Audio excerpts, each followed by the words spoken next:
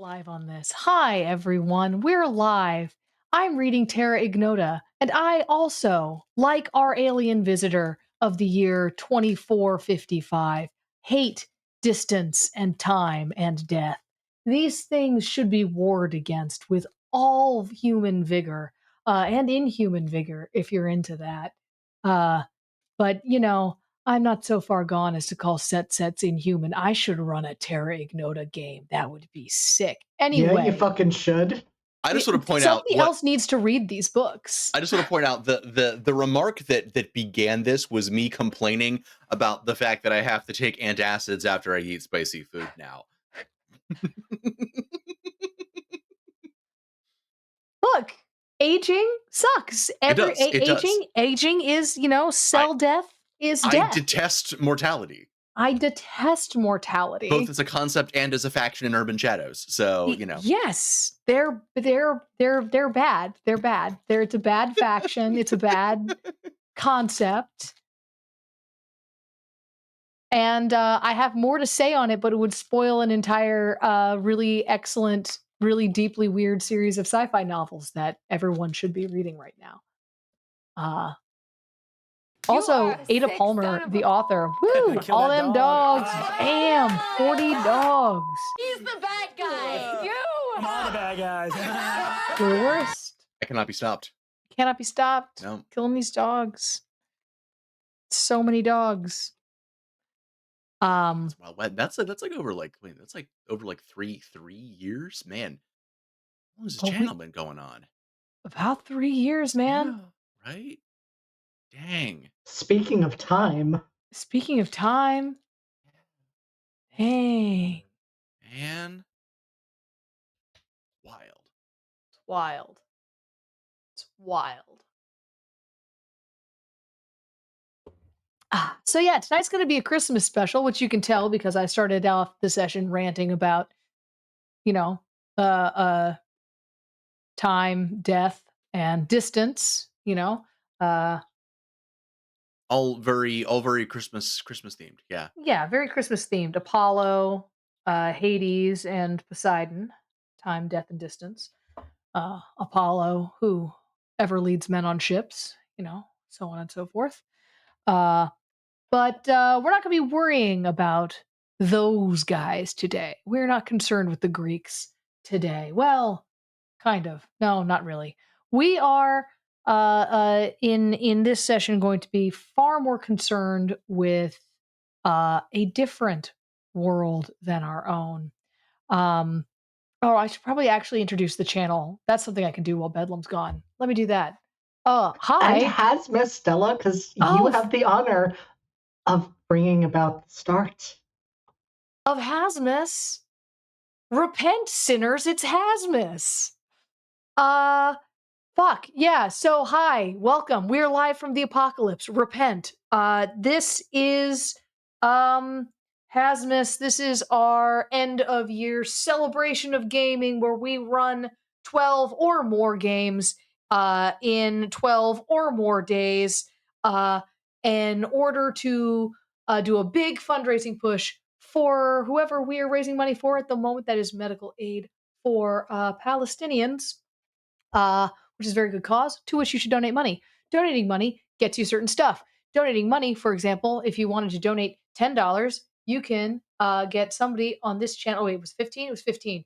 $15 will get someone on this channel a +1 forward for their next roll. Donating $15 can give somebody -1 to their next roll if you want to make the dice tell a story for us. And if you donate $25, I will run the game in the Stitch Force for 60 seconds.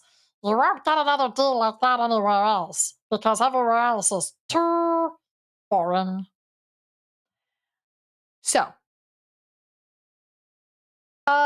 so this is the Hasmus Christmas special.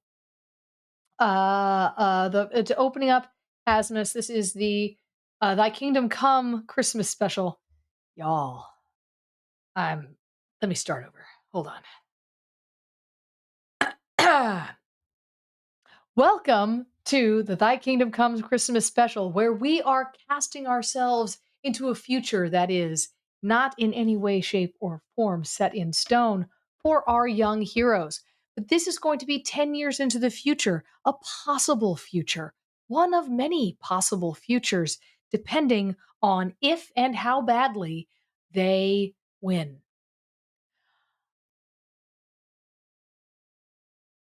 We are 10 years into the future. The young heroes are all adults now, all possibly even still friends. Still a group, still running about, owing favors, gifting favors. Tell us a little bit about this new world that the three of you are trying to make. And also, I guess, tell us a little bit about yourselves and how much you hate time, distance, and death. That's also important. Bedlam, go first. Sure. Yeah. So yeah. Wow. Okay. Wait. Time, distance, and death. From my Yes. perspective or Jerome's perspective, okay. So, time, distance, and death. Those would have been much better names for minions. Anyway, we'll get there in a moment. So all right, so things are going spectacular for Jerome. Unexpectedly well. Like his family is doing super well, whole, very supportive. No longer being hunted down by the church. Just miraculously good in a way that one wouldn't have suspected, say, like 10 years ago, right? Understandably, Jerome's a little on edge about this. Rumor has it, possibly, that maybe this isn't real. And we'll see how that ends up going. And as far as how things are going in life, I think that Jerome probably would have gone off and essentially did the equivalent of going off to school, like university, but with his coven. So it's sort of like being sent off into whatever they have, like perhaps up in the mountains where they did their ritualistic stuff previously. Maybe that's where they have the equivalent of demon school. And now he's just doing his normal everyday stuff with as a tainted, obligated for probably many lifetimes of drudgery to Ivy. So I think that's more or less what I have, right? And if anybody doesn't know already, Jerome Nears is who I'm playing. He is a tainted. So he is under the subjugation of a demonic persona. Stella, you are muted. Sorry, I'm going to be doing that a lot today. I am recovering from a cold, so every so often I have to hack up some foul green stuff from the back of my throat. It's real cool. It's real cool and good. Delicious. So good. Can you give me a fact about the world as well as your rumor? Yeah. Okay. Yeah. So the rumor was maybe this isn't real. Maybe this is all in the mind's eye of Ivy. However, a fact about the world is that it's strangely healing from the children of Adam and the events of 10 years ago. Mm-hmm. It's almost like that it one might say it never happened. That people are starting to forget that this all happened, and it's suspicious. Okay, so the children of Adam are being kind of like memory hold, sort of in the same way that people are trying to like memory hole like the pandemic, just acting like it was never real. Okay, yeah. In a way. All right. But it is healing. It is healing, despite this is a weirdness, but it is healing.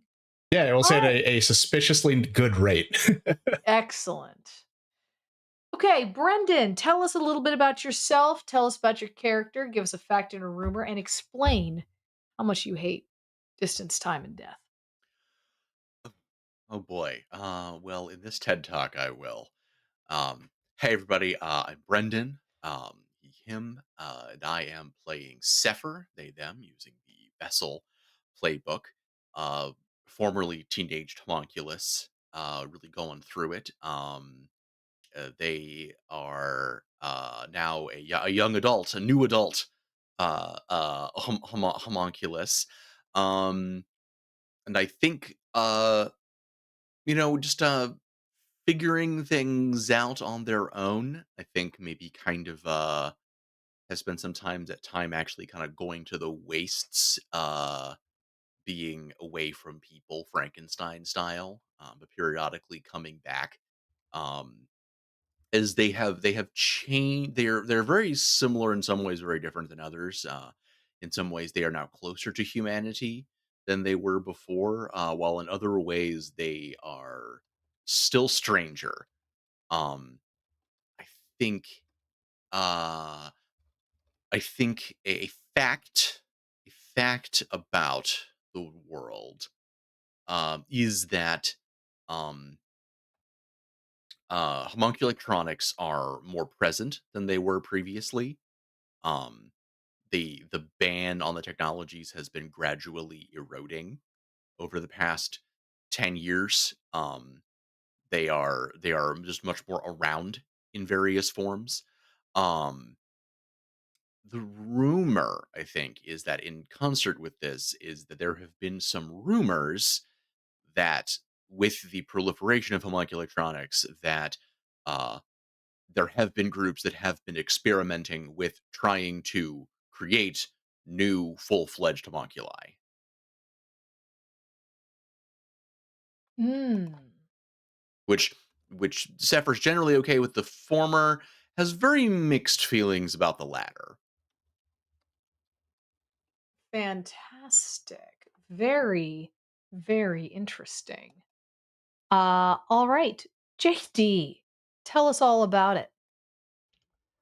God, Brendan, you stole my fact, so now I'm going to have to be Mm, scrambling for a fact because my fact was going to be around how technology has moved forward mhm. and is Mm, now in like the early 2000s, let's say, versus where it would be 10 years in the future. you But got Mhm. flip phones now. we do. We can take Gooey really gooey bad, flip grainy phones. pictures. Amazing. I will think about some other facts Mhm, though. mhm. I do have my rumor, and my rumor Yes. is that Saint Soren and Saint Aoife are in a secret relationship. Tabloids going nuts. Absolutely. Every time they are spotted together, every time they're spotted on their flip phones, tabloids just go crazy They because they must assume be talking to each other, obviously. Right. you guys went out for milkshakes after one like photo shoot and there's somebody took a picture of you guys both doing the thing where you're both drinking from the same like milkshake. And now that one picture spawned 1,000 rumors. Just Yep. whatever our version of YouTube is just flooded with like fan edits. Just just slideshow after slideshow. Mhm. Yeah, we have had whole like music videos made to these images. Mhm, mhm. As for Saint Soren himself, he has he has two separate lives going for him. He has a very public facing life, perhaps surprisingly to some. And I think perhaps in that public facing life, he has gotten his family's money and he has used it to set up St. Soren's Home for Wayward Youths, taking in various kids who do not have parents. And at night, he's dealing with ridding the world of bad people. And I'm realizing as I say this that I am just describing Batman. I was pretty sure this was more Professor X than Batman, like, but either or, either It's a or. little A column A, Little little little both. column B, column A, little column B. Alrighty, alrighty. And that is what St. Soren has been up to, along with potentially some romance. Who knows? See Incredible. now I'm just picturing like the OG like 60s X-Men uniforms, but they're in like Robin colors. Absolutely. Amalgam Universe game when.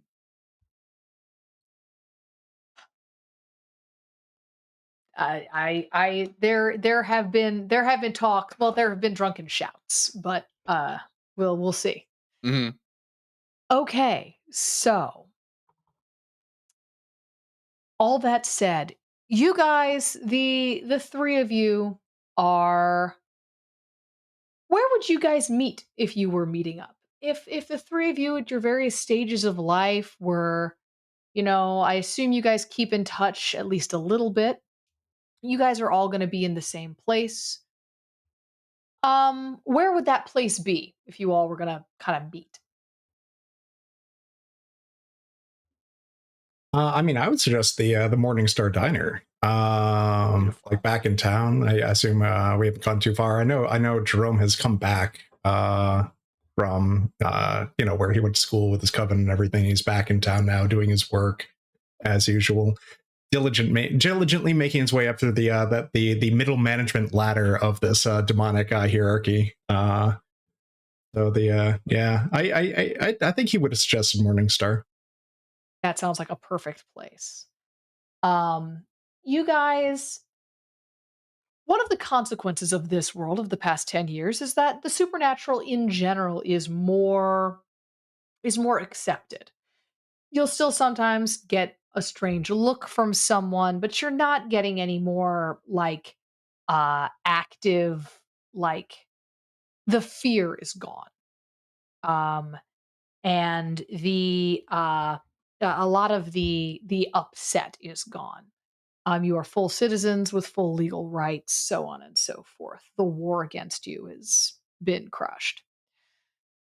One of the other consequences is that the Fey courts had always been kind of weak in your world. Like you'd heard stories about the Fey having been this major power in the war, in the supernatural war. But every Fey you'd ever met kind of didn't seem like they had all that much going on. I mean, Chicory was cool and all, but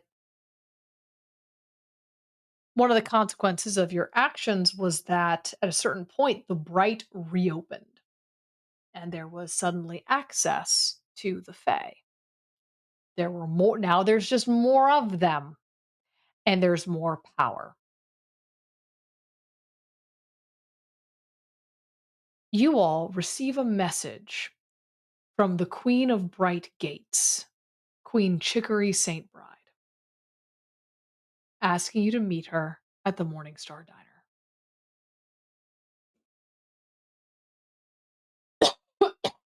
When you That's go, unexpected. yeah, when you go, the uh she is sitting there. You may have thought that she would have like rented the whole place out or done something big and flashy, very fey, but she hasn't. She has actually just she has a table for you. Her security also has tables like quite close by, but she has a table sitting there for you. Her teal skin looks as healthy and blue as ever, and her little golden wings are right. This is the happy ending story. You can see her golden wings have grown long and fully capable of carrying her in the air. And she sits at the table and she says, "Friends, welcome. Welcome back. Thank you so much for agreeing to meet with me. How have you all been? Let- let's order, please, food and drink." Oh yeah. Hey. I think Jerome would have awkwardly like gone to like for that the handshake or then maybe the hug or the bow. He's not quite sure, and then it just ends up sort of like sitting down. She would laugh and like take your hand and do like the very French kissy cheek thing.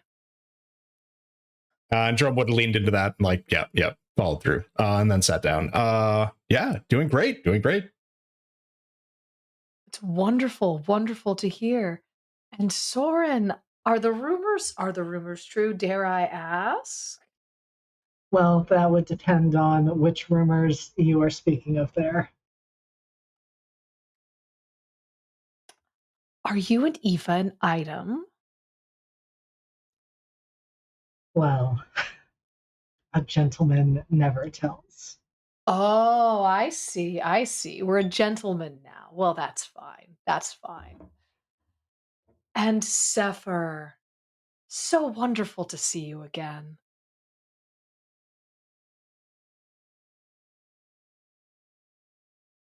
How have you been? Oh, no, I've been okay. Uh, sorry, didn't mean for there to be a gap there. I've been, uh, kind of out in the wilderness for a while. I'm not used to hearing other, voices speaking to me. Oh, thank you so much for Thank you the for the follow. follow. I've had to get reused to people actually talking to me with words. Um, I've been mostly talking to machines recently. Um, but the yeah, no, things are good. Things are great. Um, I'll just go ahead and just put all of the rumors to bed right now. Um, uh, Santa is real. And I've met him. Well, that is exactly what I wanted to talk to you about, actually. Uh, Santa? yes. So Santa is real. Yes. Um, and you may have met him. He has unfortunately died, and I need to resurrect him. As such, it is very lucky that you have been in the wastes because unfortunately, the reason I cannot simply go and do this myself is that I need a specific reliquary of his. This reliquary is being held in the um, one of the cathedrals that was taken out by the anti-thaumaturgy bomb during the initial war.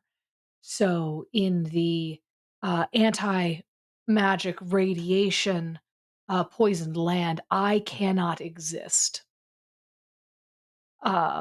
Fey wither and die. I will, I need others to go for me.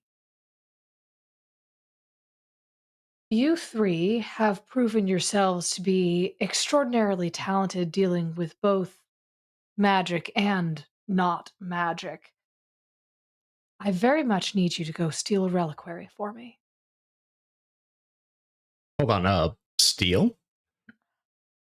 Well, From who? beg or barter are the other options. It's being held, as I said, in a cathedral in Leyden. The uh, the monks there,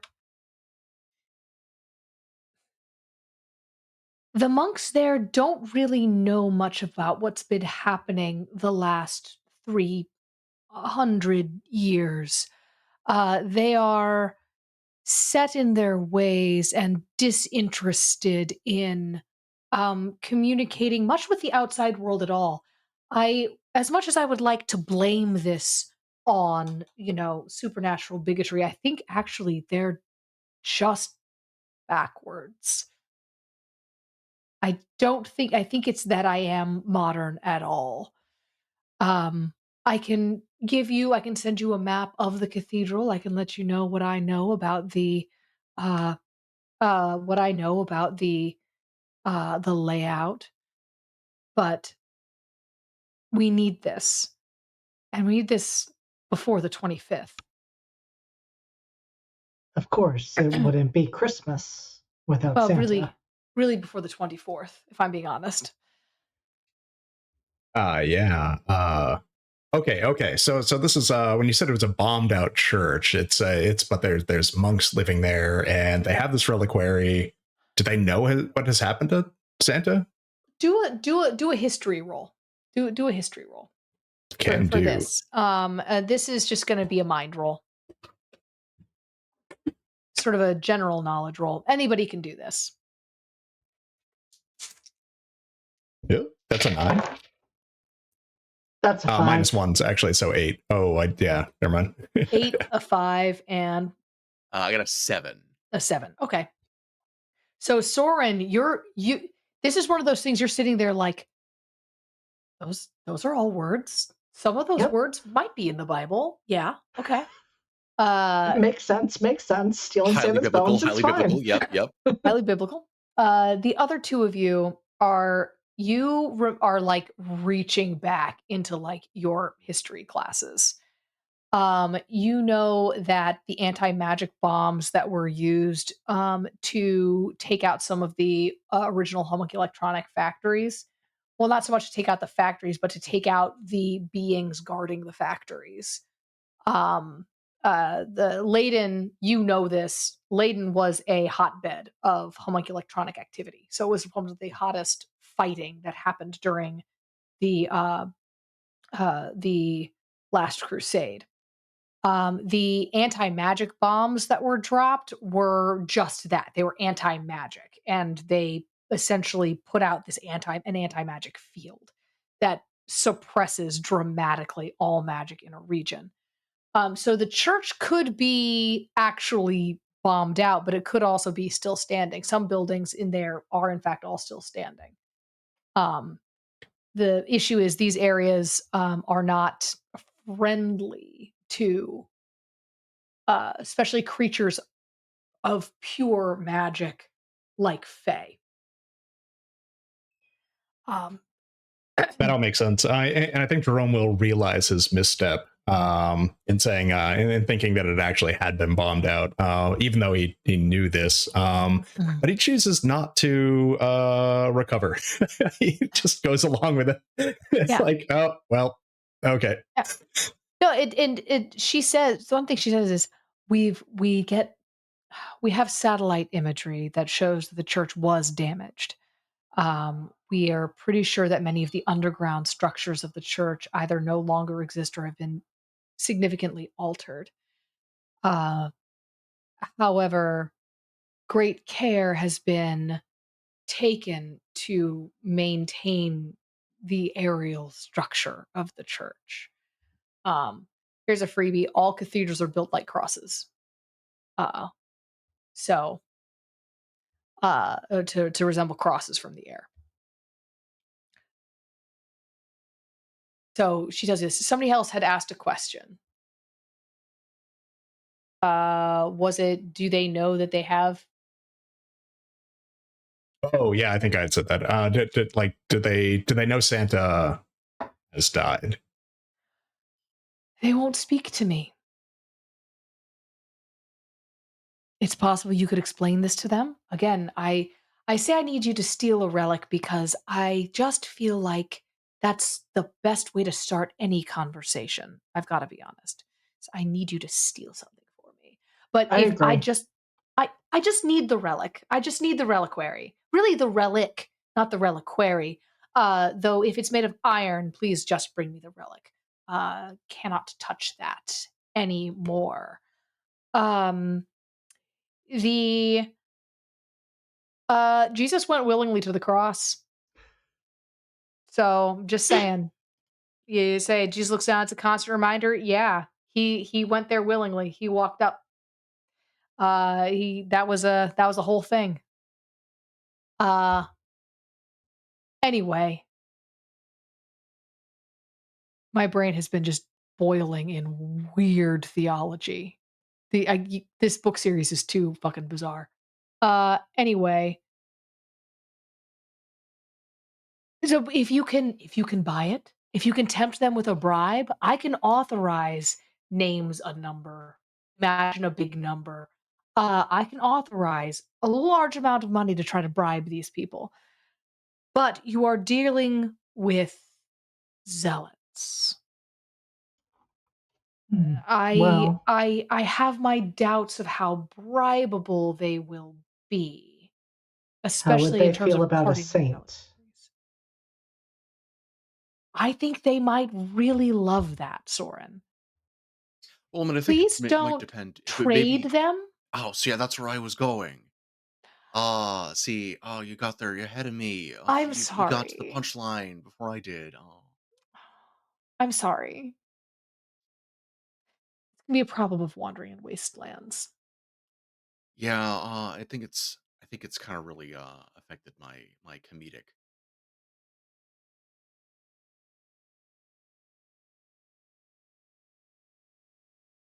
Timing, timing a yes. bit. Yeah, yeah, yeah, yeah. All right. I did it again. All right. Yeah, yeah. All right. Um, well, I if you do this job for me, I am willing to either it's willing to offer you a favor, or forgive a favor that I have on you. Uh, or not she doesn't use that language. That's Della being clumsy. Chicory's better at this than Della is. Um, if essentially what she offers is saying like I will owe you, and if you owe her something from the past 10 years, she'll say this is the debt I'm calling in this favor for you. Um uh but she also says I'm also willing to pay in money. So um and she writes down a number on a piece of paper that is less than the number she said that she would authorize for the payout, but not a whole lot less.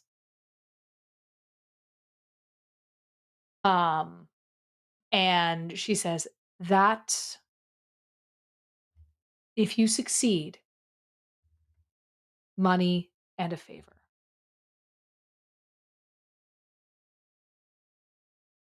Okay. Okay. I'm in. Yeah, no, I think that that works for me. We can, call us Square from, after that cluster in Marrakesh, and I think we'll be all good. Thank you. Fantastic. I think I'm going to be looking for maybe some information that maybe only the Fae would be able to get for me. And we can talk about that later. But definitely interested in anything you might know about what's happening with Ivy recently. So maybe think on that one. I'll look into it. And you, Saint Soren? Well, with your permission, I would like to think on it. I certainly have some teenagers who could maybe use some magical assistance, but that money could also help. Soren, at any time, if you want assistance or support, or even just a couple of wayward brownies to clean up after your kids, I will send you anything you need. But And please think on it. But don't take too long. We're in a bit of a time crunch. oh, I am ready to do the Oh, heist. oh, It is wonderful. more a matter of what would come after. But Open we can ended, sort darling. that out on the other side. It's open ended, darling. Um, yes. So what happens next is you guys get a briefing packet. Ooh. You guys get manila folders. And in those folders, there is a picture of the cathedral. I am going to be basing this map on the St. James Cathedral map, which again, it's just a cathedral. It looks like a cathedral. Um, you're given the map, you are told that the reliquary should be in the north sacristy, um, in its own little, like,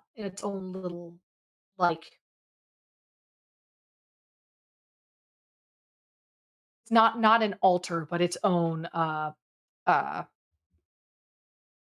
little nave in the wall, its own little nook in the Like wall. alcove or yeah. Alcove. The the Thank you. the the box behind the altar where they put the fancy stuff. Yes, yes. Though in this case, the altar is in the very center of the church. This Oh, I see. is behind. This is going to be behind the altar and sort of off to the side, Okay. just because of the way cathedrals are set up. This is back uh, from the altar, from where the central altar is. Um, back actually closer to where the organ is. So the organ, the great pipe organ, is sort of in the back of the church, sort of behind the altar. The altar's in the center where the transept uh, is. And then you go back, the huge pipe organ, and then there's the sacristies. And in the Hmm. north sacristy is the where they believe the reliquary is. Right. Right. This So particular, back there is where they put all the organs, is what you're saying. yeah, Yes. all Okay. the organs, yeah. You come for the unhinged rantings pre-session. You stay for the bad puns. I'm sorry, that was actually a pretty good pun. That was a good joke. I So liked it. it's pretty solid. It was solid. Good only in that it's bad enough to be good. Yes. Yeah. Yes, Yeah. yes. Um, so you get your packet. You are told to watch out for um somebody here. Just roll me a d6. Just roll me 1d6 and tell me 2. Wonderful. You are informed that among the the things sort of guarding this space are if you were to try to break in and just steal it, there are certain things guarding the place. There are always at least 6 guards, just straight up guards patrolling the cathedral grounds. They change. You are given a shift. What they think an estimated like shift change list for them. They appear to patrol on like a series of rotating 5-hour shifts, so that like they're changing out a couple of guards each at each change, so that sort of wander the cathedral. You are also told that there are, in fact, lasers that will set off alarms if you cross them. Um, you were also given a Layden is not in America. You are in America here. You were also given some uh, how do any of you other than Soren has a passport? I know you do because you do your international tours. Do either of the other two of you have passports? I believe Drome has traveled places, but he's not big on documentation, so no. Okay. I think it's just genuinely never really occurred to Sefer. They just kind of decide they're going to go somewhere and they just make their way there because like if transportation isn't readily available and it's a short enough distance, like they'll just walk it because they have superhuman stamina and less need for food. And if it involves mechanical transport, they're just as likely to like talk to various pieces of equipment at the airport and be like, it'd be really cool if you could just let me through. That would be great. I'll hang out in the cargo hold. Hey, cargo door bay controller software. I just kind of want to like take a nap for like 12 hours while we're in there. If you just want to like help, you know, help a friendo out. I am going to declare as a fact of this world that you have in fact zipped yourself into Soren's luggage at least once. I'm certain. that has happened.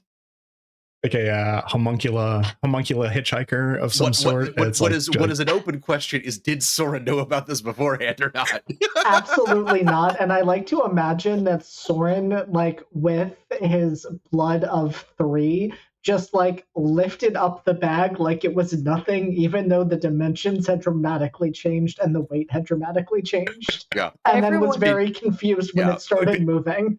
Yeah. The only Everyone friend who else, would never even notice they were picking up a Sefer. Mhm. everyone else was like, "Dude, what happened to your bag? Did some? You know, you're not supposed to let anybody else like pack your bags for you, or like watch your bag. What happened?" And then just like zipped it open, and there was Sefer's face. And Soren was Beautiful. just like, "This is fine." This is fine. Hey, I appreciate you letting me tag along. I don't know that I had a choice, but welcome to Ireland, I guess. And then you got to see Cork Zoo, which is a nice zoo. Everyone should go see Cork Zoo. Turns out Stonehenge is just a reconfiguration area for homunculi. It's like a workshop. It's fine. There you go. There you go. So that's what we'll do Oh wait, for our that's next. what am I saying? That's not Ireland. Oh my gosh. It's Yeah, That's never not mind. super Ireland. is not. It's not. Super not Ireland. Super not Ireland. Whatever. It's one of the two islands over there. Who cares? Because there's only two. Yes, one of the only two islands, and it honestly really doesn't matter. They certainly don't, and indeed never have. Zero conflict in that statement whatsoever. Oh my gosh. Okay. Anyway, sorry. Well, as long as we're just here fucking around insulting most of the English, a significant portion of the English speaking world, that's fine. During the Great War, the two islands merged to the chagrin of everybody involved. Yeah, See. it's all Ireland now. Actually, in this world, it is in Thank you, Ireland. Della. Thank Stonehenge you. is There we in go. Ireland because the whole thing is Excellent. Ireland now. Shit. Yeah. All right. Thank you for clearing that up. There we go.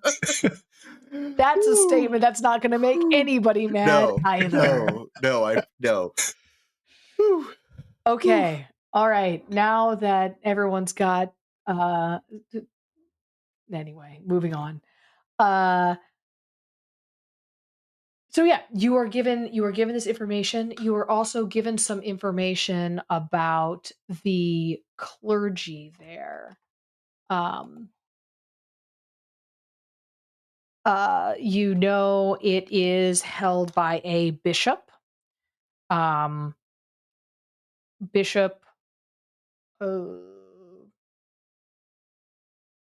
going to call him Henry Franco because that's the name that came to mind. And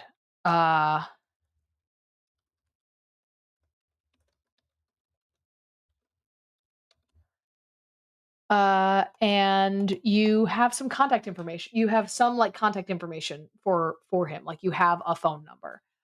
You are given access to Chicory's like private plane or like okay, not Chicory's private plane. She puts you on a net jet, but she pays your way across the Atlantic.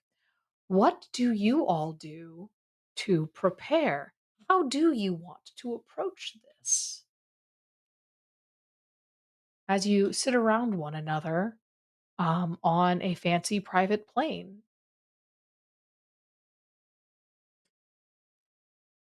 Well, I don't think so with having the bishop's contact number, I don't think Jerome would be on board with contacting the bishop yet.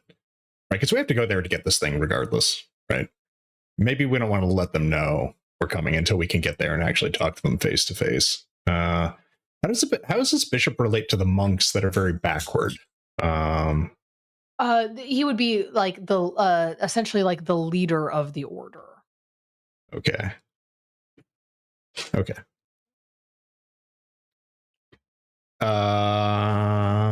don't know what Jerome would be doing on the plane. In the aerial map that you see, there's the cathedral, and then sort of alongside the cathedral, there is a monastery as well. There's like the monks' dorms.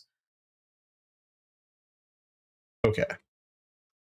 So what are we thinking? Are we thinking we try to sneak in? Are we thinking that we try to have some fun and take the role of one of the guards, or maybe try out being one of those monks, or are we thinking we just go in and start throwing our weight around and get into some trouble? And of course, Soren says this, and Soren still looks like he's about 120 pounds soaking wet as he's talking about throwing his weight around.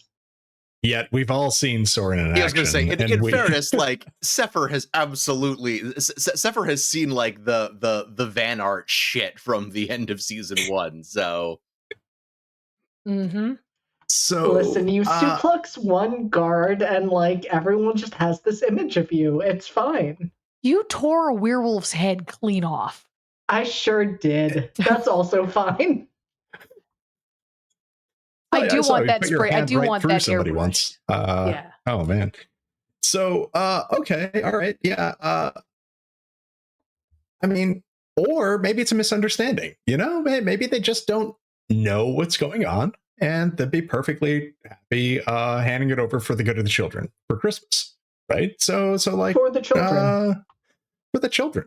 And you're a saint. I mean, we could probably leverage that, right? And maybe they'll just give it to us. I Says do Jerome, still in his warm bubble of family values. I do think there might be something there. I do think you being a saint might be at least a little bit helpful there. I still don't think that they're gonna to hand it over, but it might be useful for at least creating a distraction or getting us some access somewhere. Um, I was personally intrigued by the mention of laser beams, just because uh, we I so, my parents, like, they're very cool, and they love me, but they're not big cinephiles, so we didn't have a lot of movies in the house, uh, but one of the few, that my dad just loves is Ocean's 12, and there's something I've honestly just always wanted to try. We don't want to take this dream away from you, Sefer. This is everything I I was want to hoping know. for. I want to know. What do you want to try? Okay, well, that's fine. We've got, like, the whole flight to put together a playlist. I'm gonna give you a screenshot of what my notes look like, so that you can see how close you are to my dream. Uh, Real quick though, I need to take just a real quick 5 minute bio break and hastily fling this plot together break, uh, and we will be right back. The entire time I was getting a water, all I could think about was the war of the Isles, right, and the leprechaun English battles that were happening, and how Ireland took over England. It was yeah, it's good stuff. You have to give that one some more thought. Yeah, we'll have to run a St. Patrick's Day special. It'll be so offensive on Oh heck yeah! every possible level. Uh, As an Irish myself, I give you permission. Yeah, I was going to say I'll echo that as well. I've got a side of my family who might the shockingly, I think the Boston Rileys might have words with me about it. But So the great thing about my family tree is that my mom is Boston Irish area. My dad is almost entirely English Welsh coming down out of Canada, right? So it's like I've got to say, a foot in both sides. So it's fine. It's fine. It's all offensive. We found out at my great grandpa's funeral that, man, he had been diligently donating a small portion of his paycheck for decades to the fucking IRA. yeah. Yeah. Oh yeah. Oh Yeah. yeah. I can't speak about my family in Minecraft. Yeah. Oh yeah. No, man. obviously neither my parents, but like I'm pretty sure my dad's uncles on his mother's side. She was a Riley. And yeah. But hey, good for her, right? She's not here to be asked questions about it anymore. Let me see here. So, what do you guys do to prepare? What do you guys do to prepare? We've got Sefer is very excited about uh uh the possibility of lasers. What kind of preparations to do? Also, describe your like your like physical vibe. Like, how has y'all's fashion changed? Like, come on, be paper dolls for a second here for me.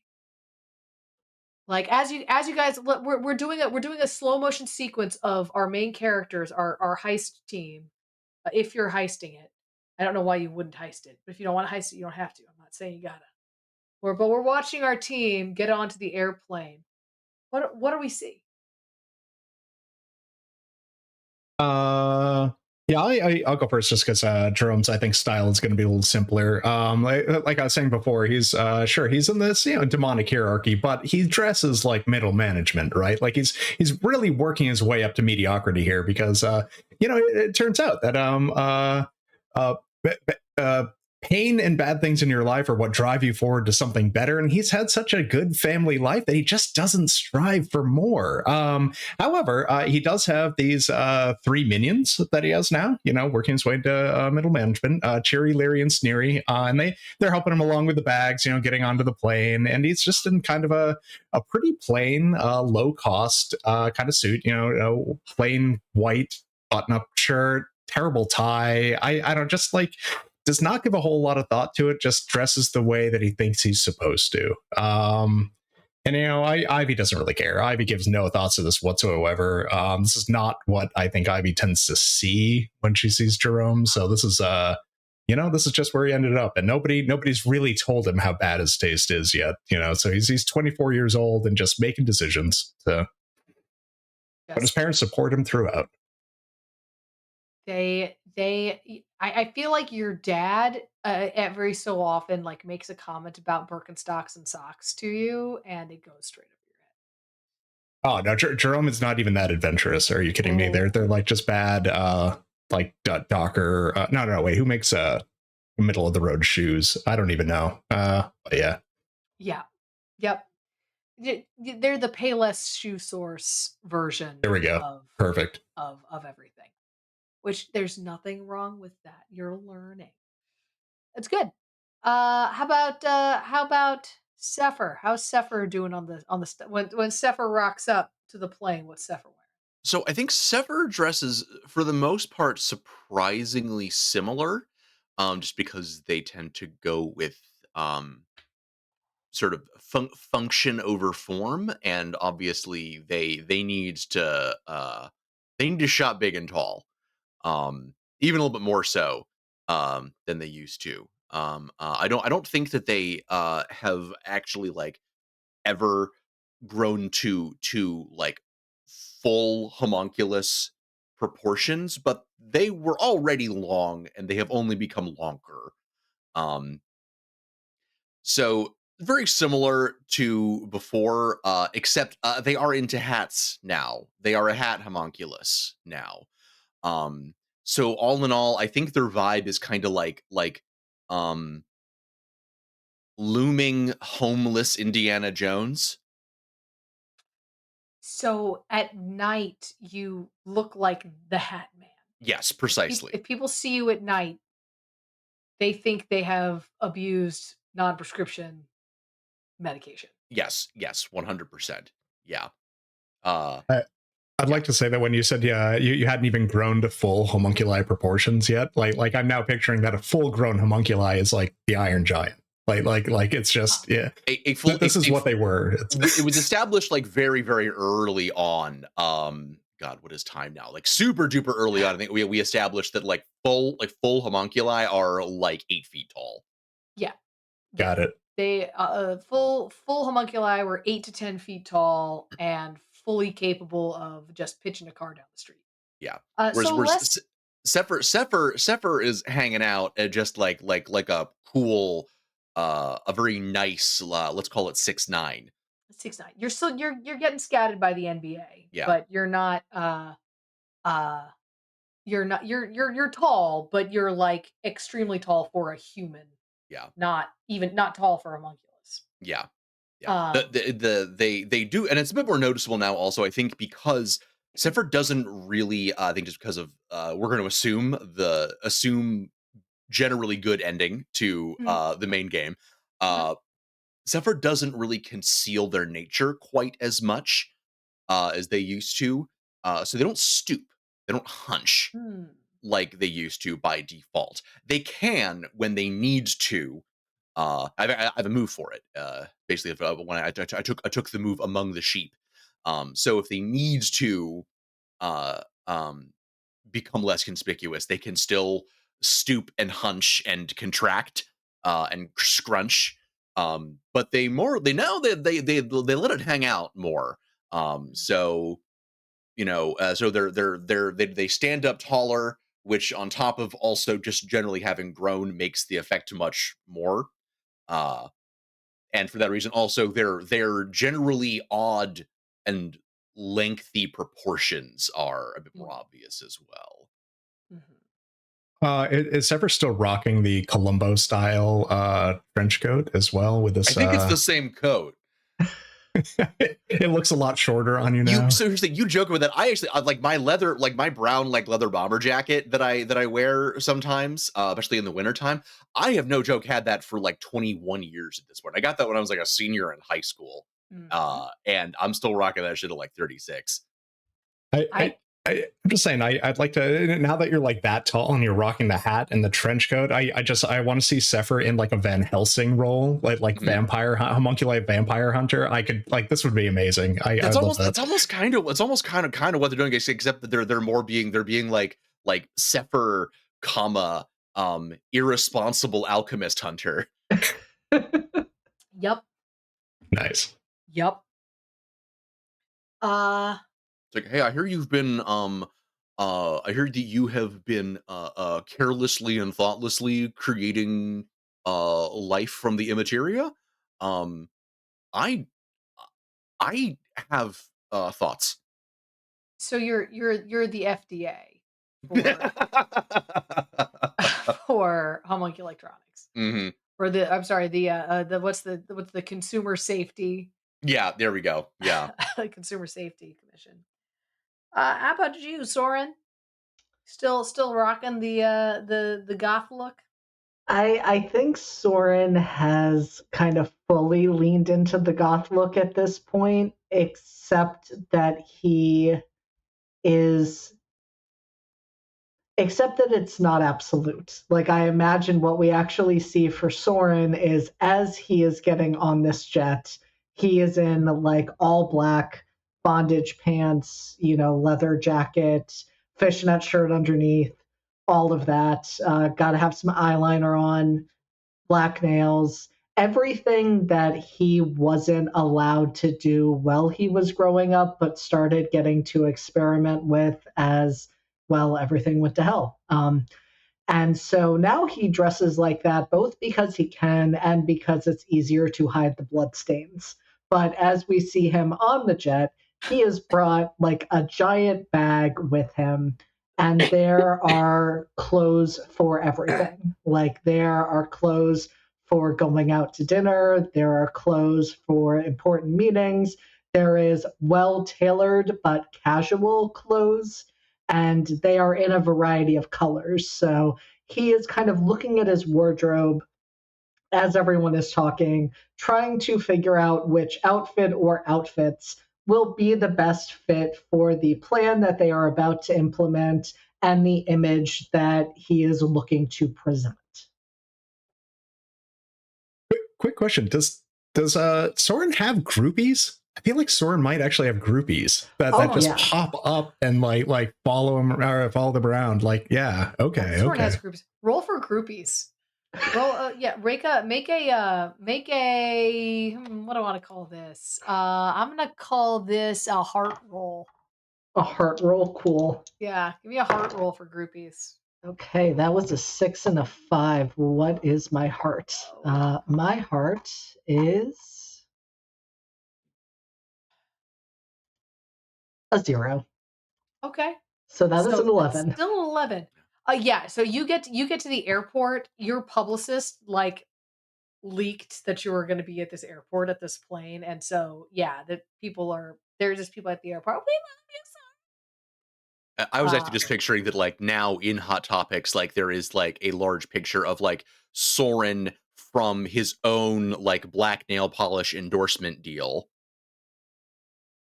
Absolutely, a whole makeup line Yeah. for yeah. Saint Soren. Oh, And it's for yes. charity. I mean, it goes directly to the orphanages, right? So this all Exactly. Uh-huh. it's great. Tax It's write-offs, all kinds of stuff. There we go. it's fantastic. It's fantastic. Soren is there shaking hands, signing autographs, making sure that the fans are able to get some pictures before he hops on the jet. Fabulous.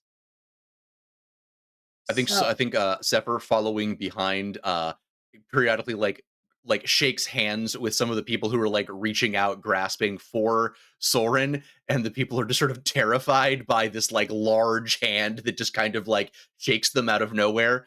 Like, "Yeah, oh, no, yeah, no, these people are so nice here."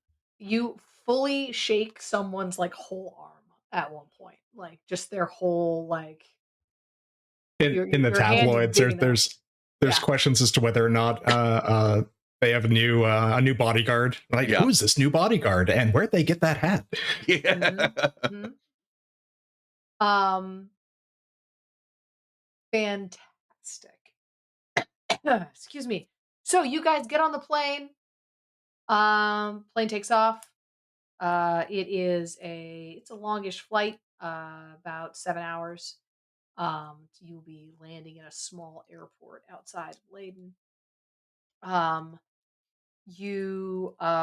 which is in a non-specific European country. Don't at me if there's an actual town called Leyden. I don't know. I'm making it all up, ladies and gentlemen. It's a second world for a reason. It is somewhere that is in Europe, that is not in the Greater Kingdom of Ireland. Yes, yes, it is not in the United Kingdom of Ireland. Yes.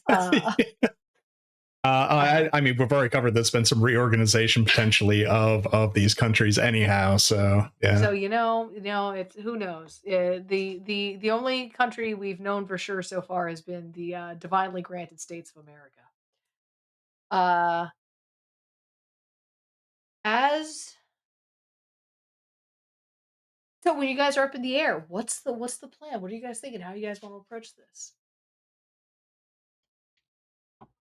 Well, Sefer, we need to hear about the lasers. Yeah. Alright.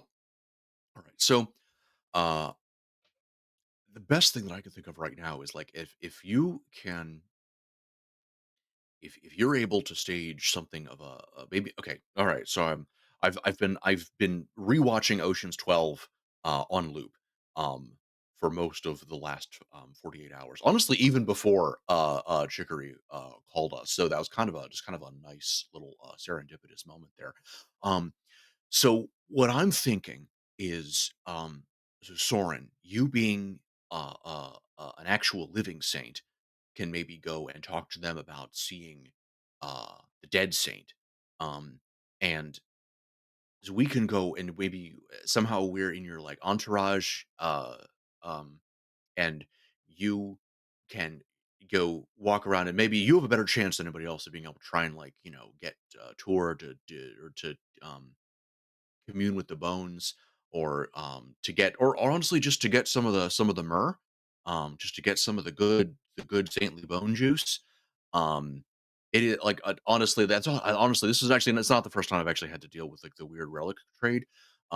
There's been a lot of stuff with like mirabilitic cults dabbling in alchemy because the distillations and the alembics that you can do with like the saint myrrh is kind of wild, and really honestly could probably use some more regulation there, but until that happens, what they've got is me, and I'm on the case. But anyway, while you're doing that we can case the joint. I think I'm using that term correctly.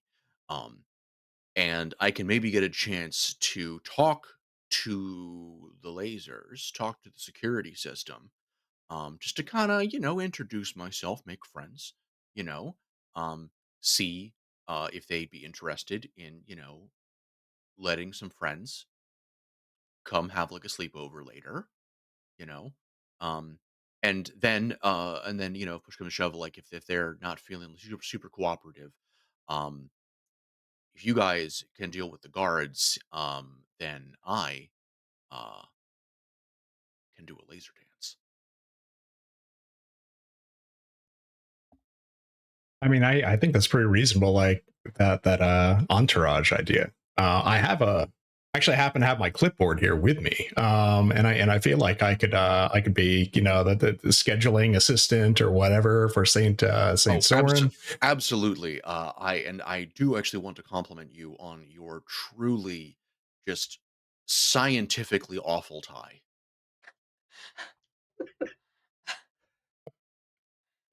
Thank you, thank you, thank you, thank you, Sefer.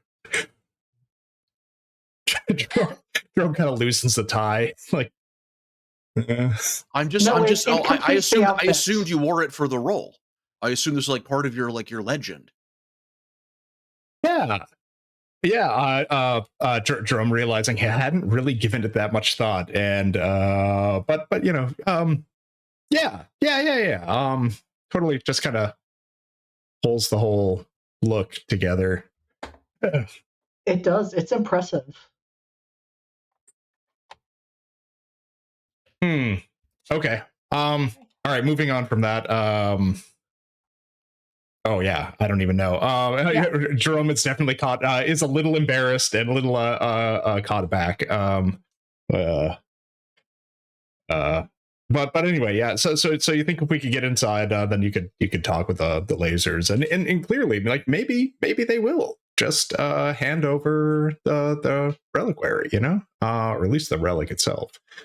So maybe it won't be that hard. Maybe we won't have to do anything with the lasers. Who knows? Maybe they'll just want to help. It is entirely possible that they will just want to help. Um, so as we're going, I think for this flight, what I would love you guys to do is let me know what you guys are doing to prepare, and give me some role that reflects the effectiveness of your preparations. And the success or failure of that role will let us know how things are going to go. Um,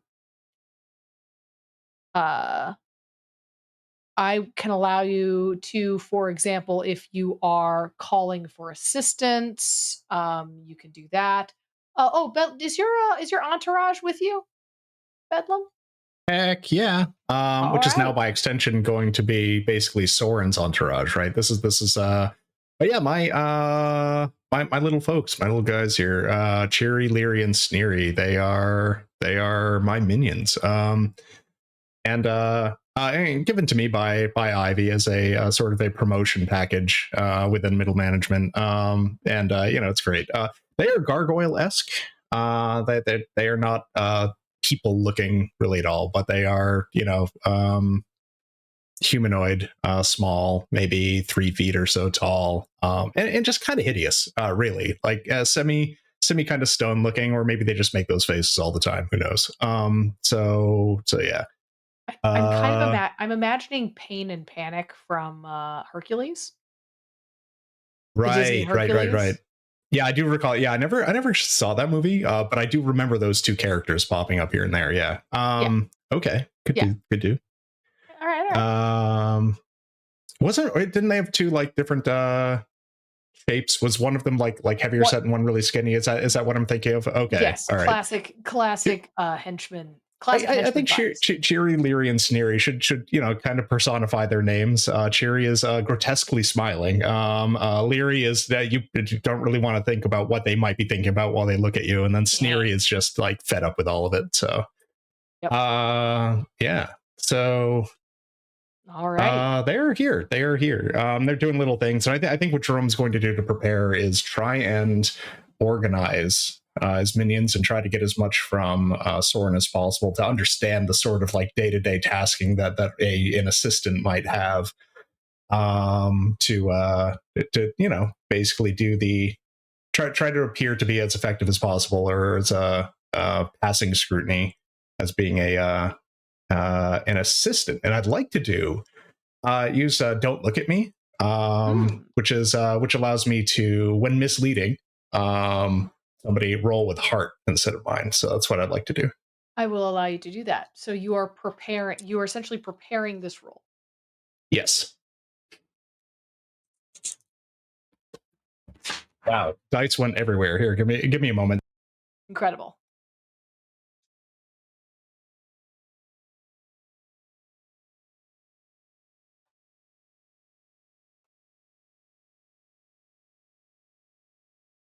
That's a terrible roll anyway. 4 plus 2. 6. Not quite. Okay. 6 though.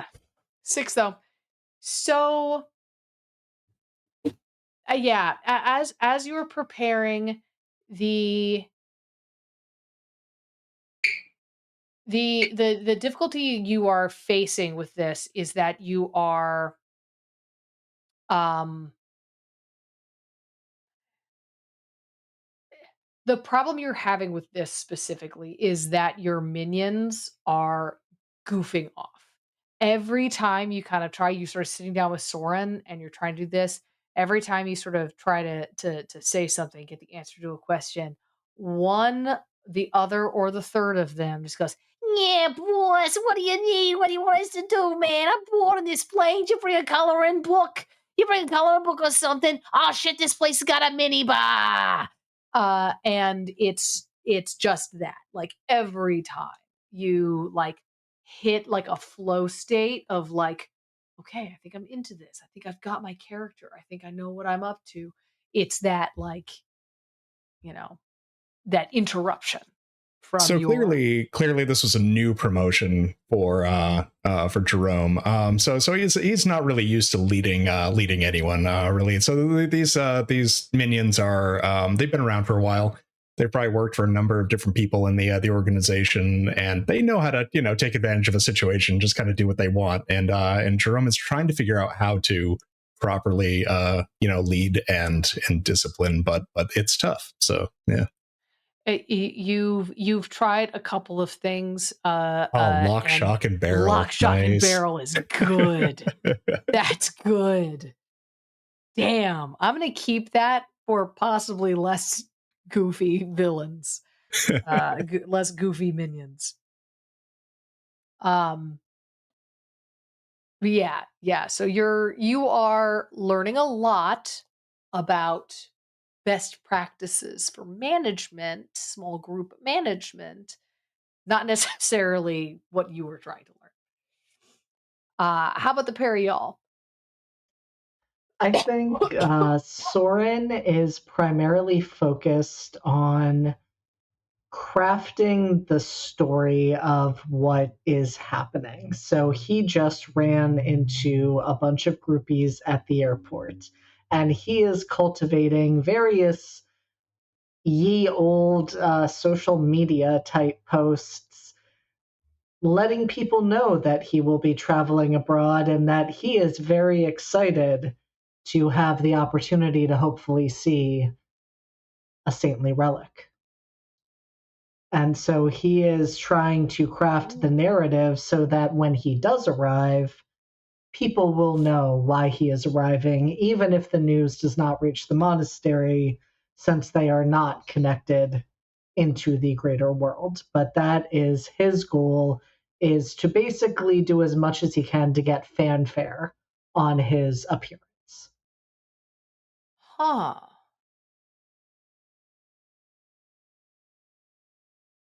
So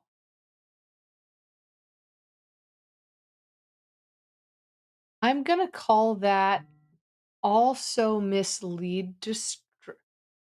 Oh no, I think that actually is going to be hit the streets. Okay. I think I want you to roll. This is a church, so in this game, that's power. Mhm. Uh, I'm gonna have you roll with power. I would love to. That is a 7. A 7. Okay. Choose one.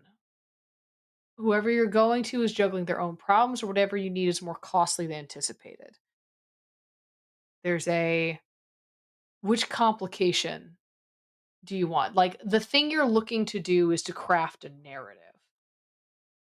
Um, so in this case, this narrative, the person who you want to receive it may not receive it in the way that you want them to, or they will receive it the way you want to, but there will be additional problems for you. Which would you prefer? Oh, I will go with additional problems that they receive it, and there are additional complications from that. That sounds fun. Fantastic. Brendan, what is Sefer up to? I think Sefer is familiarizing themselves with uh,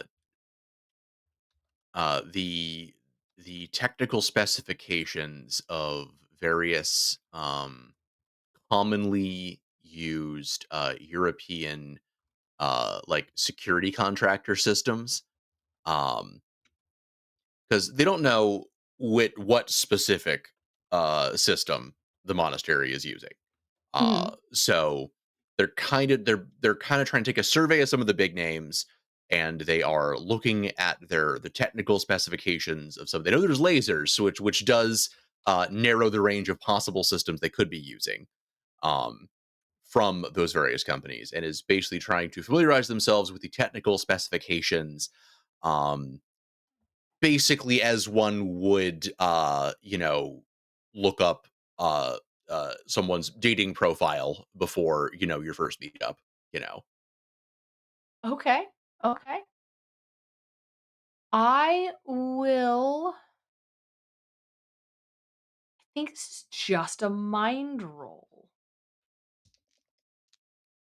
because this is just research. I could let you do investigate. No, it's not even. No, this is just a mind roll. Straight mind, mind, doing brain stuff with your brain. brain shit. Okay, well, so it could be worse. I got a 7. Okay, you got a 7. So what I'm gonna do with that is you're doing all this research, the and you know how to research. You're this is not complicated. What I'm gonna do is give you a +1 forward to actually commuting with the laser. So Mhm. when you actually make that machinist roll, you can get a +1. You find out a whole bunch of different stuff about lasers. You find out um, uh, some pretty consistent types of design for them, depending on if they have an alarm or not. You go back through the notes and you figure out there's like 3 versions these could be, assuming they haven't kit bashed their own thing Right? to Yeah. them. There's always the possibility that they'll throw a curveball, but Right. just kind of trying to go for the highest general probability. Yeah. You're pretty sure it's one of 3. There's like 3 brands that it could be. Mhm. And those brands have certain similarities of form and function that Yeah. you can you're pretty sure you'll be able to do. So you get a +1 forward to that particular rule. Yeah. It's like, okay, and so just remembering that, okay, so this system is an Aries, this system is a Pisces. Exactly. Exactly. Soren, you get a retweet from Bishop Franco saying how thrilled and excited they are to have you visiting their church. And you get a private message and an email inviting you to saying that they're actually, in fact, going to be inviting a whole bunch of other priests from the area to meet you and to have you there. Wants to have you over at to his home for dinner. Introduce you to the monastery, offering you a private tour, and basically giving you almost like a schedule of events. Like you are going to be treated like a person of honor, and you start to see trickling in, like, people a guest list begins forming. Does not take you long to realize that other people in this guest list might have their own security as well, along with them. So, when you guys land, you guys get to the airport, a little bit of jet lag, but you guys are you're young, you're hip, you shrug it off, no worries. This is Some of us don't exciting. sleep, Della. Some Some of of us you don't don't need sleep. sleep. Yeah, it's true. Actually, I 2 out of 3 of you I know don't need sleep. I don't know if what Jerome does. He Sefer actually does need to sleep. yeah, Yeah. and Sefer Okay. also technically does needs to sleep. It's just much less than a regular person. Yes. Um, so you guys get to you get there, you are picked up, there are groupies there too. Yeah, and you when you go to the cathedral, people are there waiting for you, inviting you in. Hello, it is so wonderful to meet you. The bishop is wearing his vestments and they look old fashioned. Like the classic look has not changed, but there is something in the cut, there's something in the fabric, there's something here. This guy is oldie worldy. Hey, Uh, hey, Della. I just have a casual question based on that. yeah. What did his social media look like? Since he retweeted me and everything. Ooh, what does social media look like? Uh huh. I will say that looking into his social media, it looks very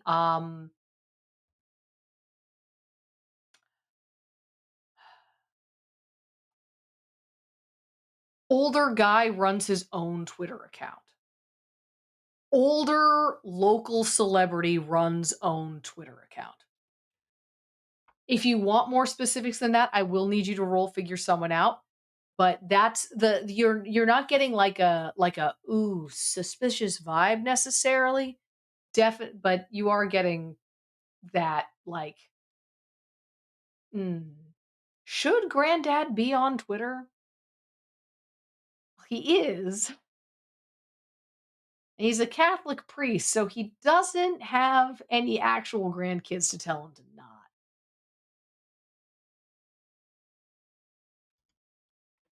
I think Soren would, I mean, of course, be gracious and excited to be there and would do what he could to weave in any bits of information he had gleaned from that account,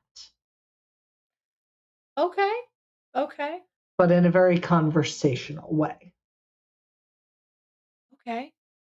So what I want you to do here is as you're doing this, you're talking, you do a little photo op.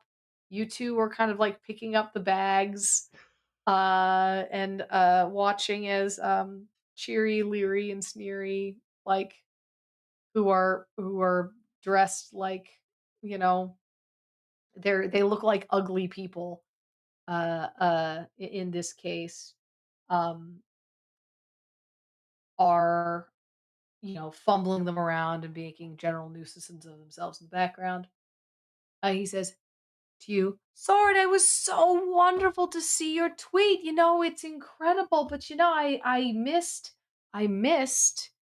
your I was shocked to find out you were coming. I missed the initial email from your publicist saying that you guys were going to be here and arranging this. And Soren glances back at Jerome. Did Did you miss sending out the email? Oh, and Jerome looks down at his clipboard, does some quick, like, goes back through a couple of pages, and I'm so sorry, Saint Soren. That was my fault. I didn't coordinate properly with the publicist. It won't happen again. I'm so sorry about this. I'm going to need Soren to roll mislead, distract, or trick, and Jerome to roll lend a hand. So you're rolling with Jerome's faction, with Soren's Okay. faction. You're rolling with wild. My previous preparation for this on the plane, will that go into this at all? You rolled Okay. a 6 for your previous preparation on the plane, unfortunately, so you're not getting any bonuses. I forgot that was with mind. That is okay. That could be worse. That is exactly a 7. Is exactly 7. Okay. Yep. And you said that's to assist. You said for wild. Yes, you're rolling wild.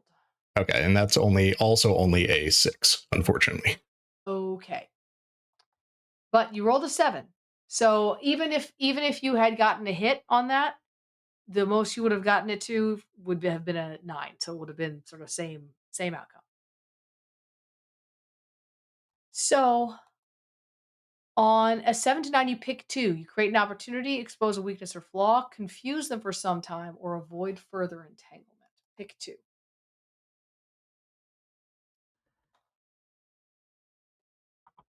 I think let's go with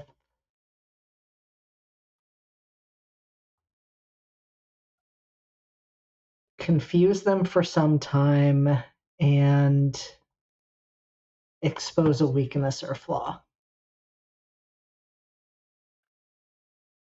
Okay. Okay.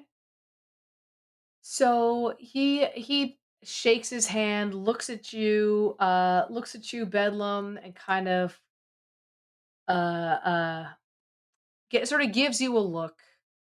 One of those like, "Oh, you're new at this, aren't you?" Doesn't say that out loud, but that's the look that he's kind of giving you of like, "Oh, you're like a child."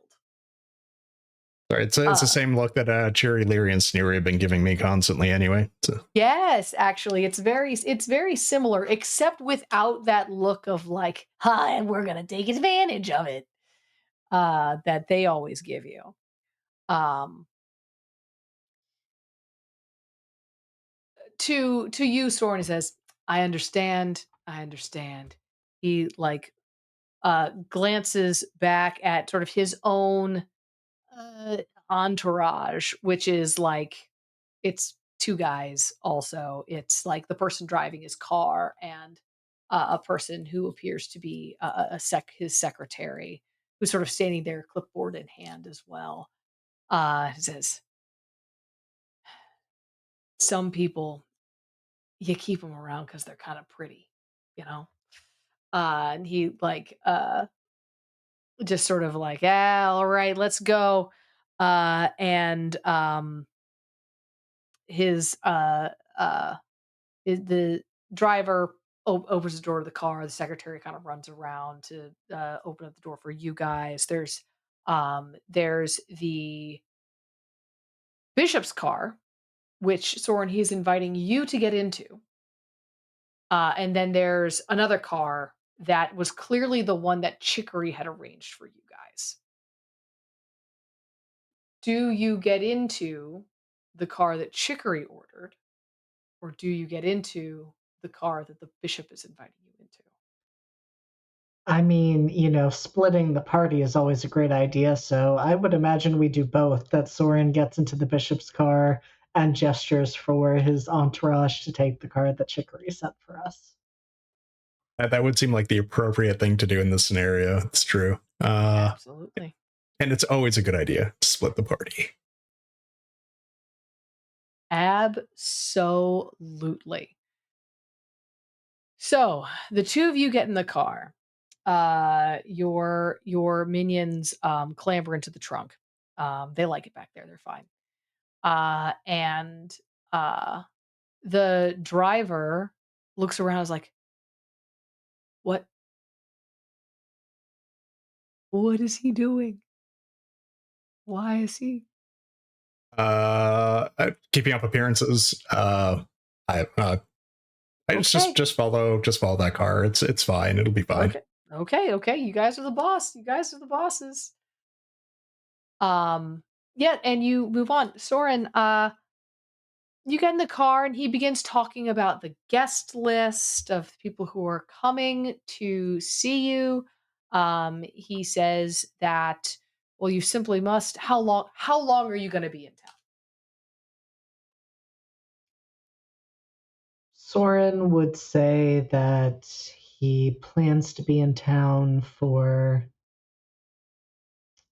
2 days, 2 that days. he will need to be heading on to further locations on this impromptu tour that he just couldn't stop the spirit from bringing him on at this moment. 2 days, 2 days. That's fantastic. All right, all right. Well, you must come to mass. We must have a special mass for you, and we must obviously, and um, he sort of begins sort of telling you about these things. Um, is there anything that you say to him? What information do you try to glean from him, or what information do you give to him? He seems fully genuine. Like he is talking about the people he wants to introduce you to. He's talking about other tourism opportunities in the region. He talks about some other churches that you'll definitely want to go visit. Oh, but make sure you have your publicist. Make sure you have your publicist talk to them first. Like, I get it. I get it. You and me, we get it.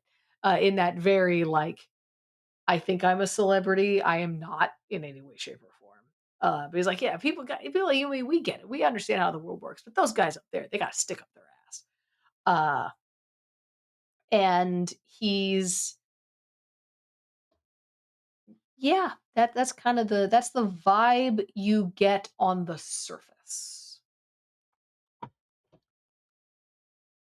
Soren would definitely reciprocate like a lot of the that in terms of asking questions about the region and then kind of guide it more towards questions specifically about the cathedral that we are headed to. And so I would imagine at some point that would lead to questions about having heard about relics that are kept there, as there are relics in many churches and cathedrals. Yes, he tells you about the relics. He has some interesting stories, some interesting historical stories about some of the shenanigans that happened in the around the time of the earlier Crusades, about how the other cathedral he was talking about, how that cathedral and this cathedral would occasionally just straight steal relics from one another, and how their security systems are actually really designed around that, because there says a lot of people will ask us like, why are these things locked up so tight? He says it's because of those guys. They kept stealing stuff from us, and then we would steal it back from them, and they would steal from us, and we would steal back from them. And so we keep these things locked down tight these days. And he tells you a little bit about they have the arm bones of Saint Nicholas of Myra. They have the um, they have a couple of fibers of what they believe to be Mary's veil, the veil of Saint Mary. They have some other finger bones of some other saint or another, um, and they uh, Yeah, that's what they've got. I think Soren would just make notes and acknowledge that it sounds like this cathedral has quite the collection of relics and note how impressive that is and ask ask what the most recent relic is, since there are at least two living saints currently. Oh.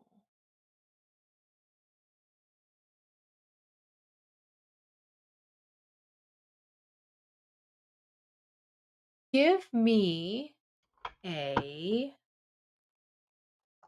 uh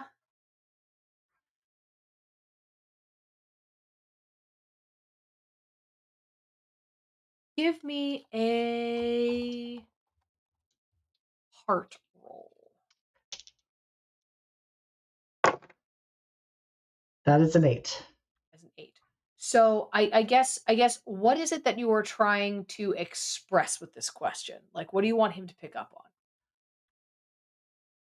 Soren is planting the seeds that his goal would be to lead to a trade if needed, to offer something of his own. Most okay. Okay. And you rolled an 8. Recently, like, oh well, I mean, the most recent relic I think would be would most recently came to us was the veil was the veil of Mary. We got that one in such and such years. That's when that came to the church, long before us. But we have you are the first living saint that I personally have ever met. I went to one of Saint Aoife's tours, speaking tours, and I shook her hand, but I have not had the opportunity to meet in person, have a conversation. I have been holding back a great deal from asking you about the big questions, uh, which uh, uh, uh, he pauses for a second and then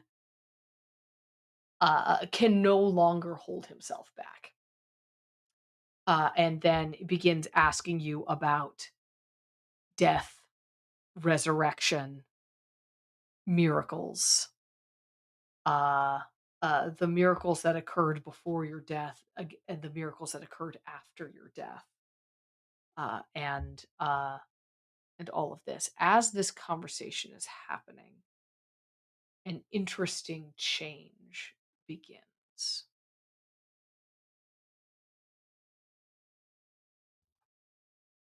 All three of you make a blood roll.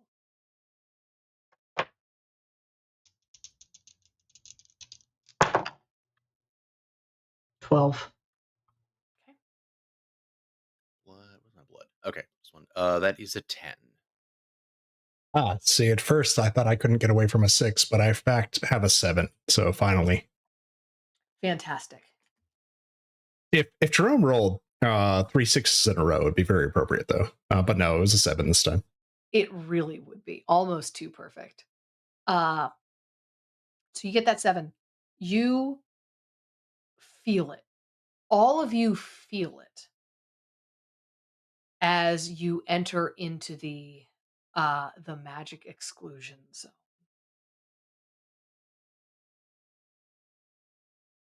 For you, Soren, it feels weird. It's almost like just a blip. It's like you feel you adjust relatively easily, kind of like when you've been, like, outside in the cold, but you're, like, all cozy and bundled up, and you suddenly walk into, like, a really, really warm space, and there's that moment of, like, where your body is just like, "Oh, no," before you, like, re-regulate again. You have that moment, that, like, little bit of shock, but you recover very quickly. Same for you, uh, Sefer.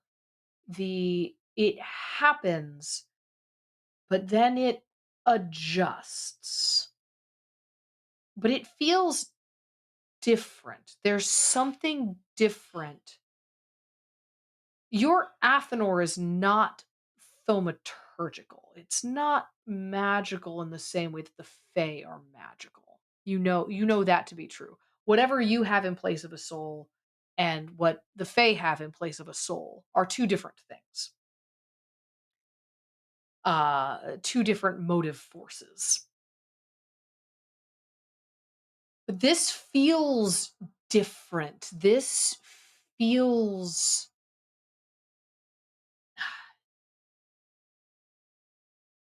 slippery in a way that is difficult to put a metaphorical finger on.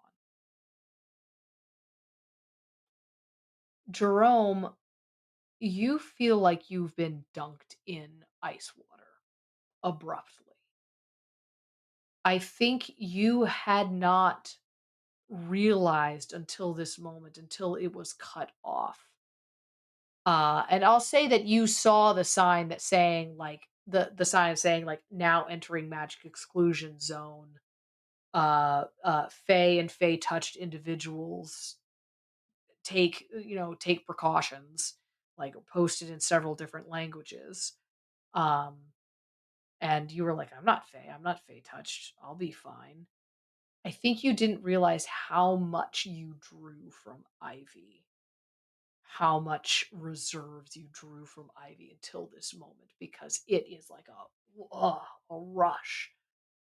Yeah, that makes sense. Jerome certainly hasn't really lived any significant part of his life without being connected to his patron. So yeah. So this is abrupt, and it's not what you had anticipated. Um, I think the way this will appear is Jerome is just going to be staring out the window while he might have been chatting with Sefer and possibly the driver because Jerome's a little chatty.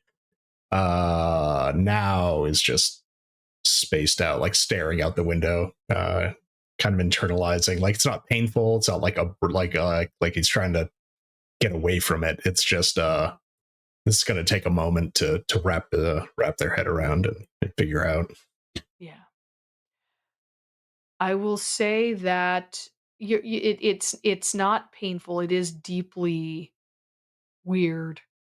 So you will be taking -1 to your next roll as you are adjusting. Okie dokie. Um, yeah, Any given role, or is that like specific to like spirit or? it will be specific to for you. It's going to be any role Okay. forward in this game. While you guys are in this zone, any use of magic or extraordinary abilities are going to be reduced while you guys are operating in this zone.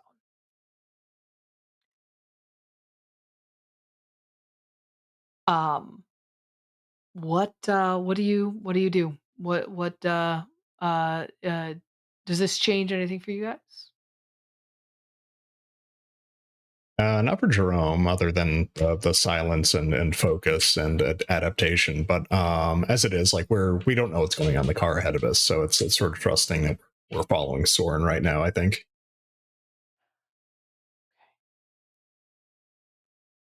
So, Soren, you're having a theological discussion with this man. Is this something that you welcome? You're in your sort of new grown up life.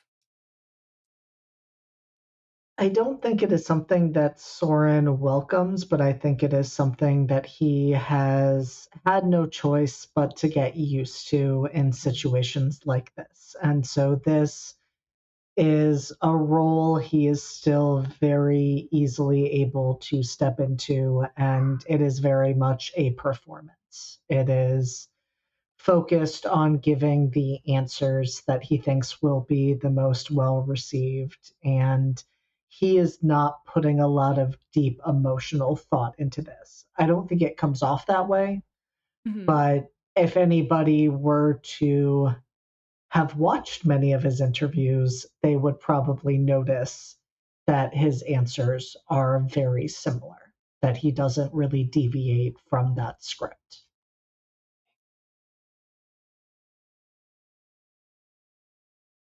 When you guys get there, you guys get to the cathedral.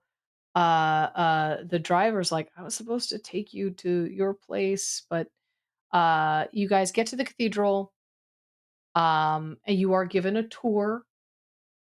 It is grand. It is beautiful.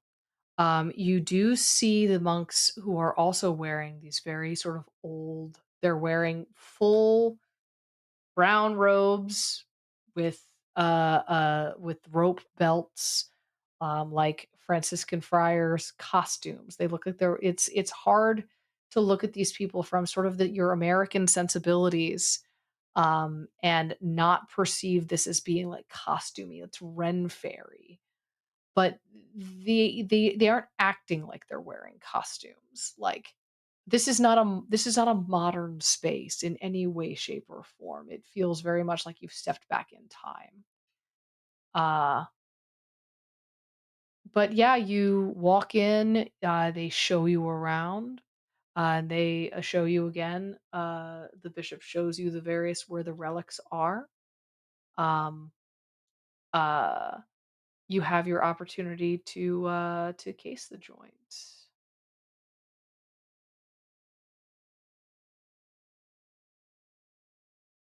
I think Jerome will try to also kind of walk up and do a normal assistant sort of thing, and like talk into Soren's ear, and try and find out, did you ask him if we could have the bone?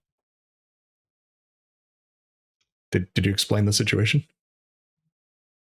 We haven't had that conversation yet. And Jerome steps back and continues to follow and kind of look around and see what he can pick up. Okay. I will. What I'll do for you guys is I will let you guys roll investigate a place of power. On a hit, you could ask me one question about the security system, and I will answer. On a 10 plus, you can ask me two.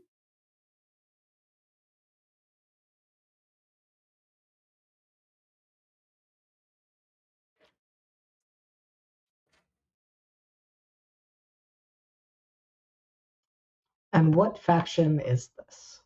This is power.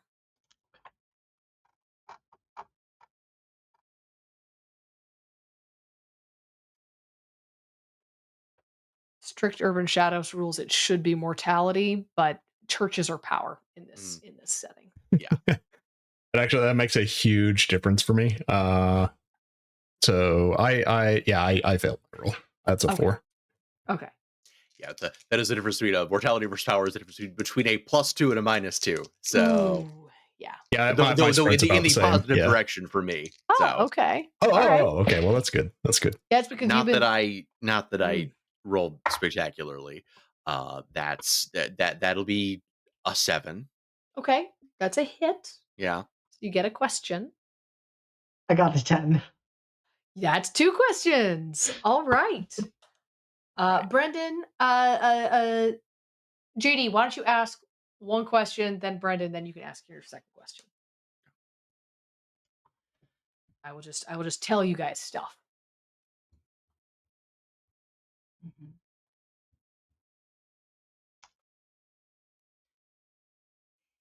So I will say you guys know about the guards and the lasers. Your packet indicated there may be other security, and you heard from him that there may be other that there's like very modern security as well as prior security because of the thieving of the Cathedral of St. Thomas up in the next valley. then I think Soren, like, I think the question that I would be asking, or the piece that I would be looking at, is like getting in closer and seeing what that security looks like in terms of like what is around the reliquary itself, and kind of using that, time to be talking with the bishop about, here were all of the things you were telling me, it looks like, well, I guess that would be the question, is does this look like it is heavily guarded? Because I think Soren would either like make note of that or say, I thought there was a lot of security around these items. So it is um there's a little velvet rope, a like don't please do not cross this. There you see a little sign that basically says do not cross, alarm will sound. Um you The reliquary is encased in a box, in like a plexi box. It is the fragments of Mary's veil are in a um are in like a box, in what looks like just a little box, almost like a jewel box, about the size, about that big, about that big. But it's like intricately decorated and set into like another like uh, intricate stand, and that actually is in the shrine of Mary. It has its own shrine with its own little altar in it. In the sacristy, the um, where Saint Nicholas's arm bones are, this reliquary is shaped actually like an arm, and it has some Armenian script on it as well. Uh, this is an actual reliquary of Saint Nicholas. I believe it is his arm bones. I could be wrong. Could be his hand. Um, uh, and so it is a golden arm, essentially, and it is uh, similarly. It's got the glass. It's got the rope. And you see some signs, some indications that there may be, couldn't be, there are markings there that indicate some kind of, they almost look like summoning or binding runes. You never really studied magic that much, but you can't be around both. You couldn't be around both Sefer and uh Imogen for too long without learning some things about uh practicalities of magic. And you're seeing some markings that look like but they can't be doing magic here because it's a exclusion zone. Soren is definitely doing what he can to make mental note of that, to be able to ask Sefer and Jerome questions about that. Mhm. Just clarifying note: are the quasi summoning binding sigils, are they on the relic itself, or are they on like the ground surrounding it? There are You see that they're not on the reliquary itself. They are on the altar and on the ground outside it. So there's 4 that Okay, you see. okay.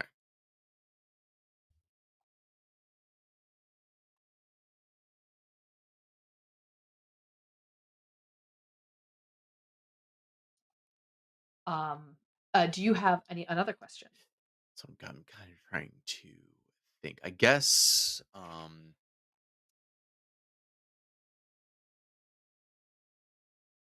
trying to get a sense of. I'm assuming that there is like where reliquary, uh, where the reliquary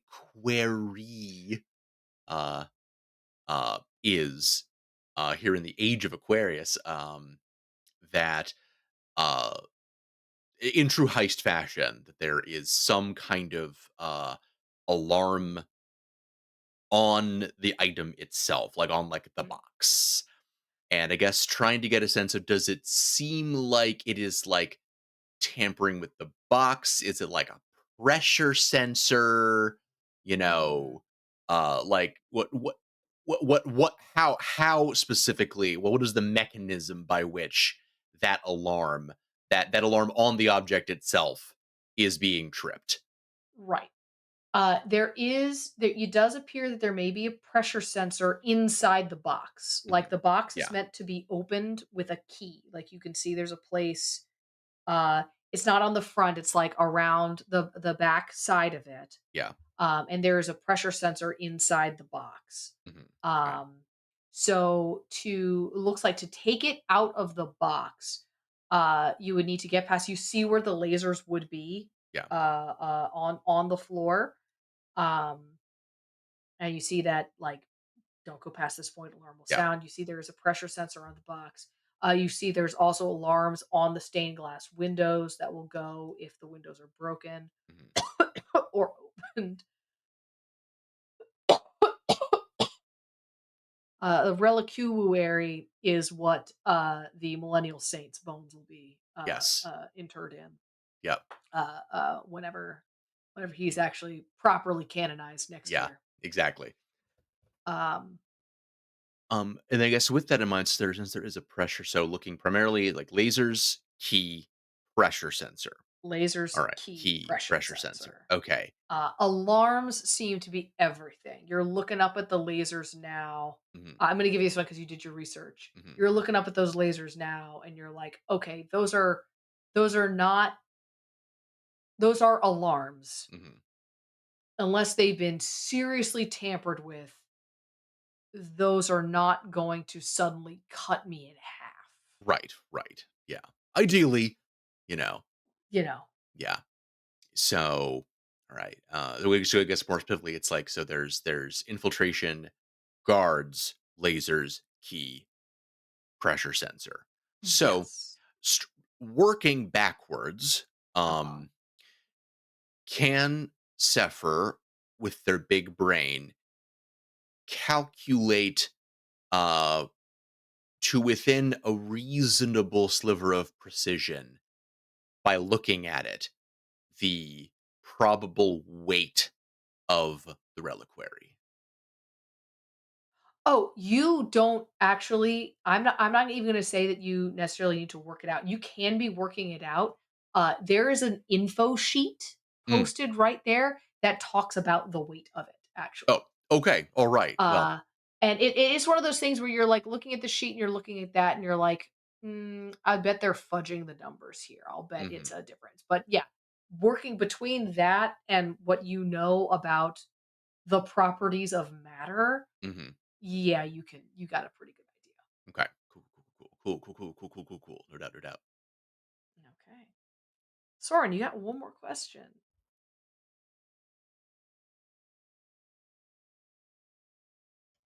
I mean, I think the way Soren is probably going to approach that question is to ask the bishop if there is any possibility that he could have the honor of touching one of these artifacts, one of these relics, that it would mean so much for him to have a moment to connect and commune with the saints who came before him.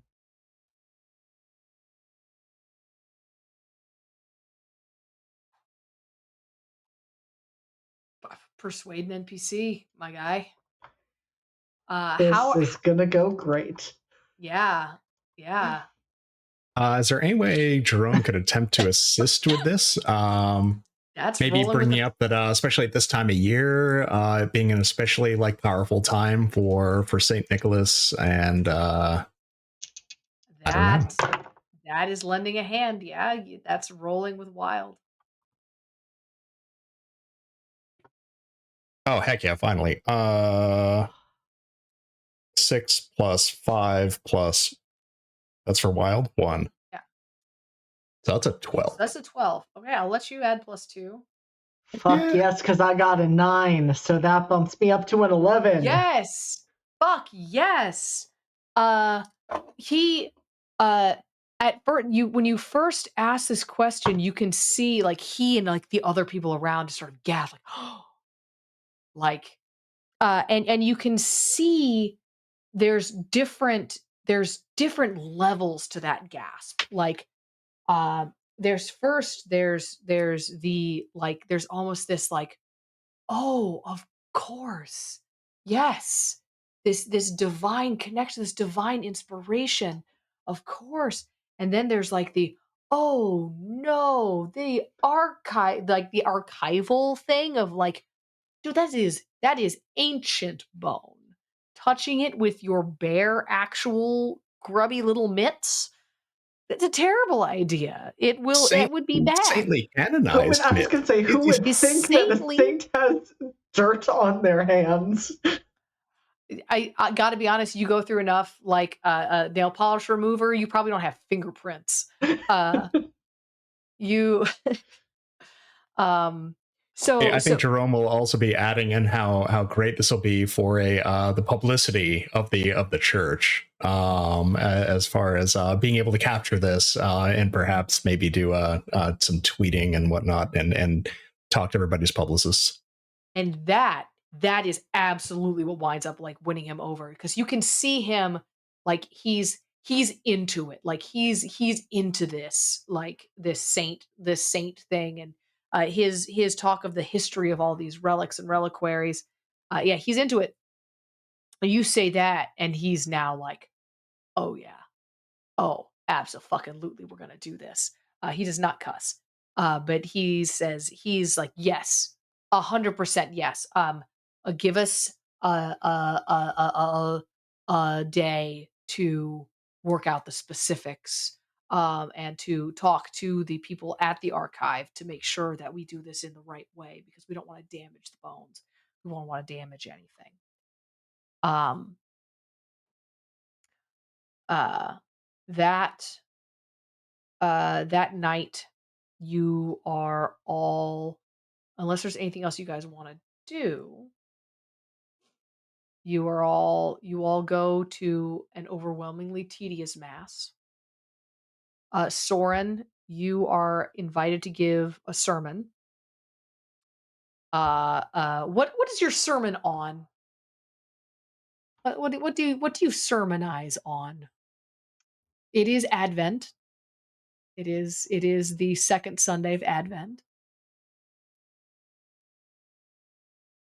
I think Soren focuses his sermon on the importance of kindness and generosity during the season.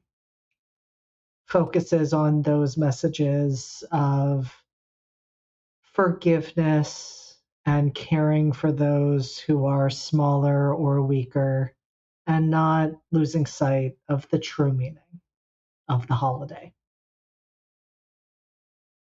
It is wonderful, and coming from you, a living saint and a person who is genuinely walking the walk of making sure that of taking your good fortune and helping those less fortunate than yourself.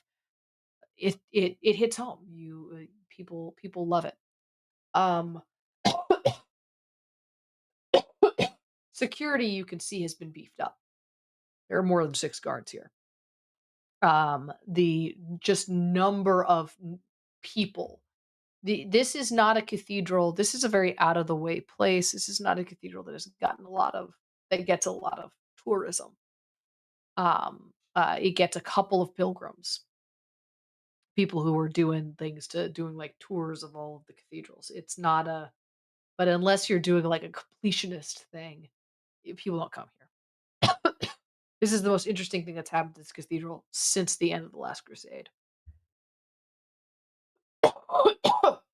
I apologize. Um,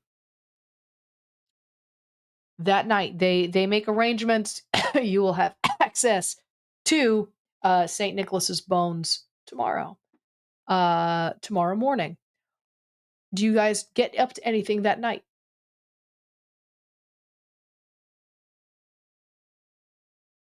think Sefer is going to be doing their best to try to cobble together an object of the approximately like they're not trying to like create a truly like fake reliquary, but something that is the approximate same dimensions and weight. Ideally, maybe even still kind of hand shaped, just because they're not sure exactly how the sensor, like if it's looking for certain points of contact as well. Mhm. Okay. Yes. So you are able to do that. Um, that is not a problem for you to do. Okay. I mean, I You think Soren does ask just, to make sure we're all on the same page and is essentially like, Sefer, I don't want to take away dodging the lasers from you. Like, you are so excited about these lasers that I want to make sure you have this experience. But also, did we want any backup plans since I will have this bone in my hands? No, I know 100% absolutely. Um, I'm just working on as many different options as possible. Um, okay. The next morning, you are able to you go to the church and you have their they take you to the sacristy, they take you to the reliquary. Um they you see them deactivate some of the security, take the thing out, and they take it back to another space, sort of like a church office area that they've like got all set up to just for this purpose. And they make everybody wear a face mask, like a dust mask and gloves. Uh, and as they're opening it up, they ask you, "So, what is your connection? What is your personal connection to Saint Nicholas?" I must confess that aside from us both being saints, I do not have one. I There, was simply imagining one day when my bones might be in a place like this and what it might be like for another to hold them and have the experience I am about to have.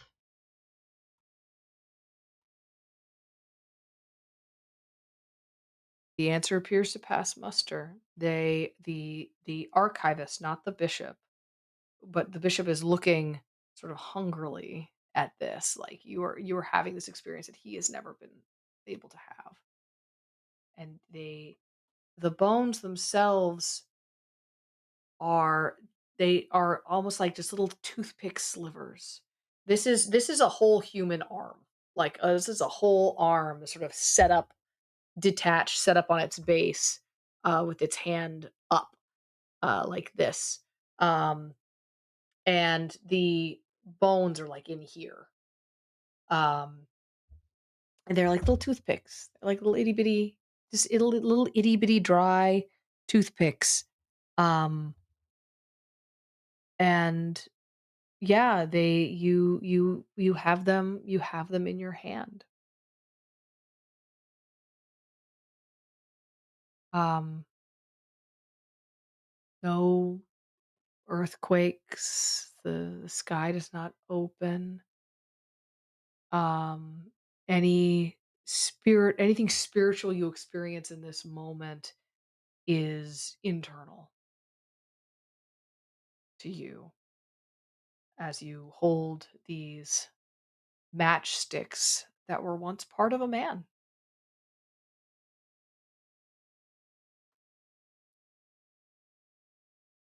Hey, boss, you reckon he's just gonna book it or what? Jerome is intently watching Soren, waiting to see what he's about to do so he can follow up. Just shakes his head at the I assume this is Cheery. Yeah. Grinning malevolently.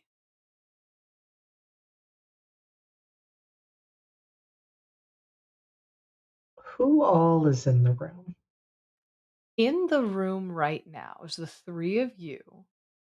Um, Cheery and Sneery. Leery was too gross. They wouldn't. They were like, You are too dirty. You need to go back through the like the sonic cleaner at the jeweler's office. You're Would nasty. not have shown up well in the photos in this photo op. Just too leery. Too leery. No, too leery. The three of you, two of Jerome's guys, the bishop, the church archivist, um, another priest, and there is a guard outside the door. There's a guard right outside the door from you guys. And the church has other people in it, of course, too. There's probably another, like, I'd say dozen people in the cathedral right now, but spread out. Again, it's a cathedral, it's huge.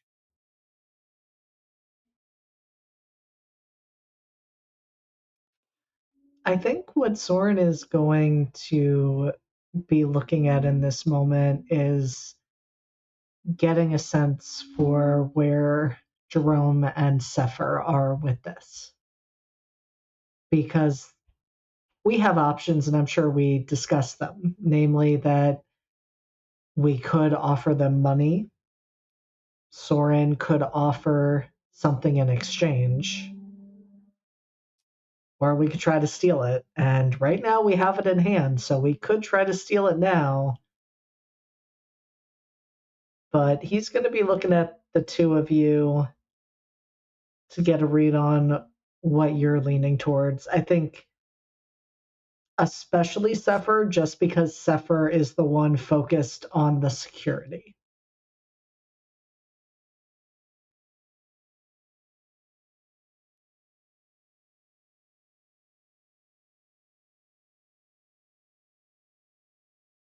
I kind of assumed you had a play here. So I think it'd be worth saying that we had probably a conversation about our plan last night. Yes.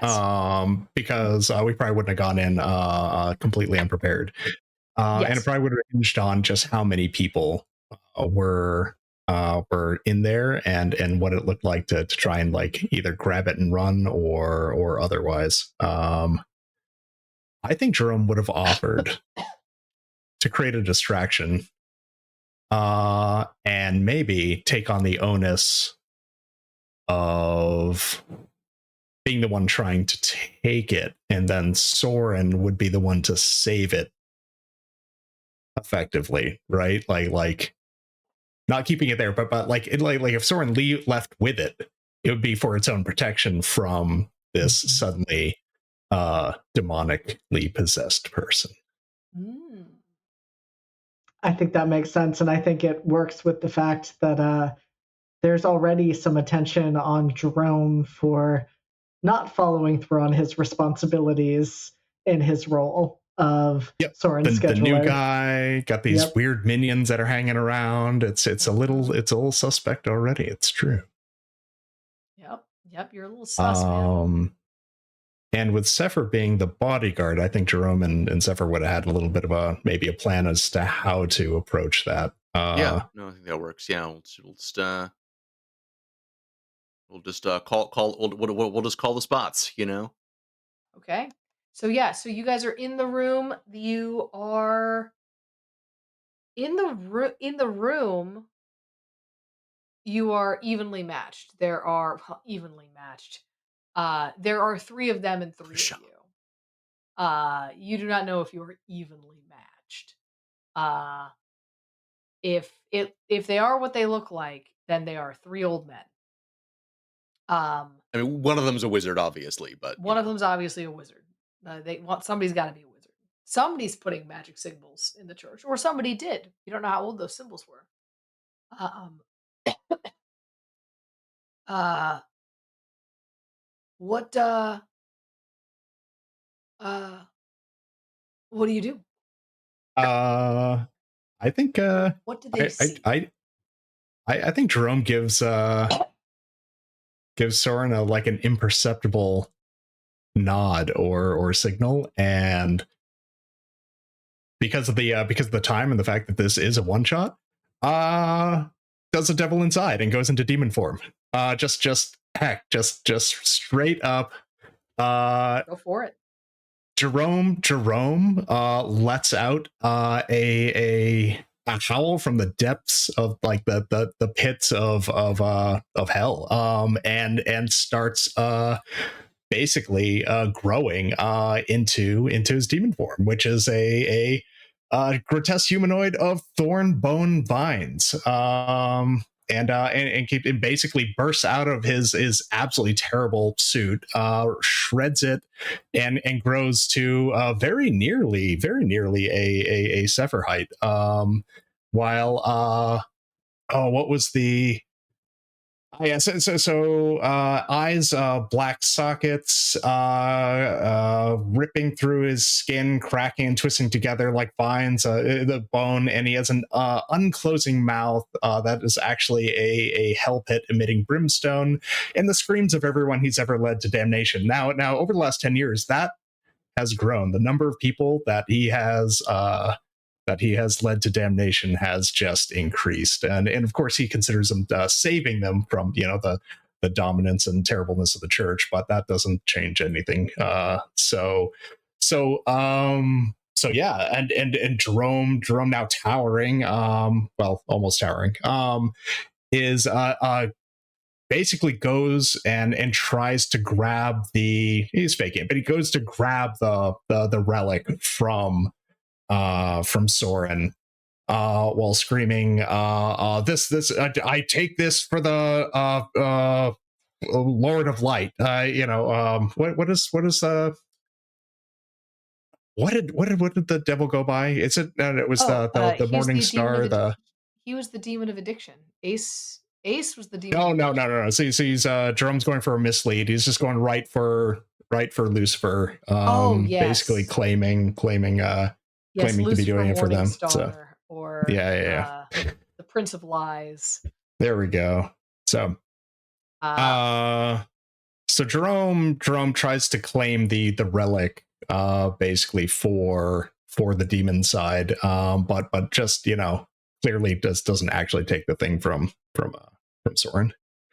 for the sake of this scene, I need you to roll with a -1 because of the interdiction here. I need you to roll the devil inside with a -1. So that's roll with blood. Yes.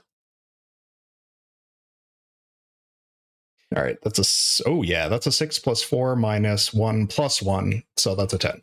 Okay, that's a 10. So on 10 plus, choose 2. You can gain armor +1, heal 2 harm, inflict 1 harm, have a demonic weapon, or have demonic movement. Yeah, Pick 2. so I think we're gonna go right for demonic weapon, some sort of 3 harm hand, Mhm. because that's wait, or 2 harm close, 3 harm hand. I don't know, 3 harm hand sounds good. Yep. We'll call that a some sort of a short weapon. I think I had a sword that was on fire, bone sword that was on fire that grew out of his arm last time with all the vines and whatnot. Mhm.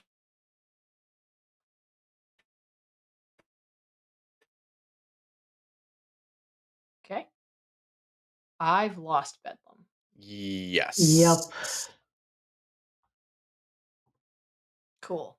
Cool. Well, Bedlam rolled a 10. Can I roll to help out? Um, you can roll to help. Do you wanna what do you wanna do? Is there Well, something you I think what Zephyr's going to be doing is to kind of like interject themselves as Soren's security and kind of just trying to like sell the spot, basically. Okay. So what yeah, you can either roll um mislead, distract, or trick with mind, or you can roll help out with night. Okay. Or I'm oh, gonna sorry, do. tainted is also wild. Okay. I'm gonna. Okay. Cool.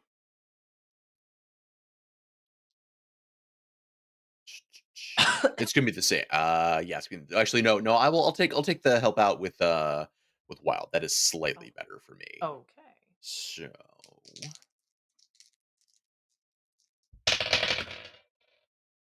Hmm. Okay. All right. And that is You are back. I can see you, Bedlam, but I don't see you on stream. or not or not. Mm, Oh, Uh. there you are. Yeah. Yep, I see you now. I think you're back. Yeah, I think you're back. Can you hear us? Bedlam? Yes, except for Brendan. Oh, you cannot hear me. How intriguing. Oh, now there's a significant lag. We may want to all refresh. Okay, yeah. Why don't Sure. we Yeah. all refresh? Yeah, I'm Cool. seeing a decent Please connection on hold. my side now, but like 3 megabit it's up to again.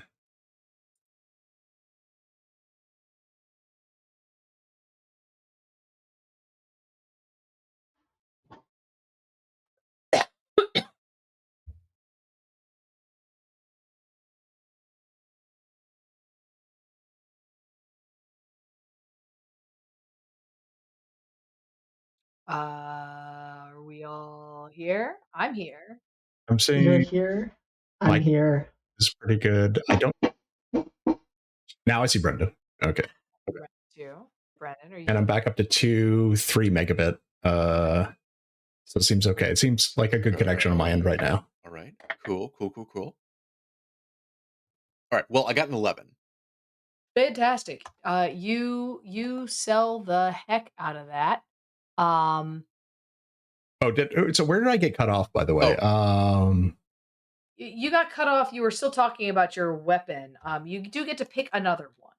Yes, okay. And then I furthermore went on to explain, before I realized I had gotten cut off, that I'll do demonic movement in the form of basically sprouting ineffective looking wings, but they're relatively large, and they are I think also laced with hellfire, just for effect. It's great. So we'll do those two things. Incredible. Can I add a piece as well? Oh, of course you can add. Oh, please. Could Add flavor. could I add a vigilante into the mix with the goal of creating a miracle to defend this relic? Oh, of course. Of course. Why would you not? I can tell you why I would not. Well, actually, that was a 7. So Okay. So what is it that you're actually trying to do? You vigilante. Oh, we're going into battle with blood. What are you still get to hold 2. Holy shit.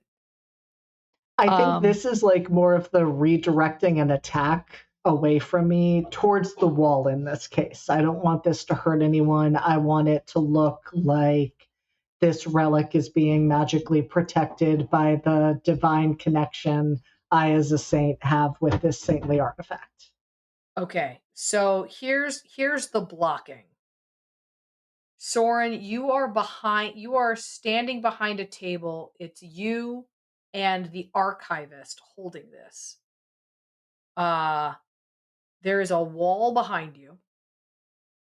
The door is behind the two of you, Brendan and I'm sorry, Sefer and Jerome. Standing next to the two of you is a photographer, and a the archivist. So there's the three of you on that wall, and then on that other wall with a table in between you is Soren, flanked by the archivist and Bishop Franco.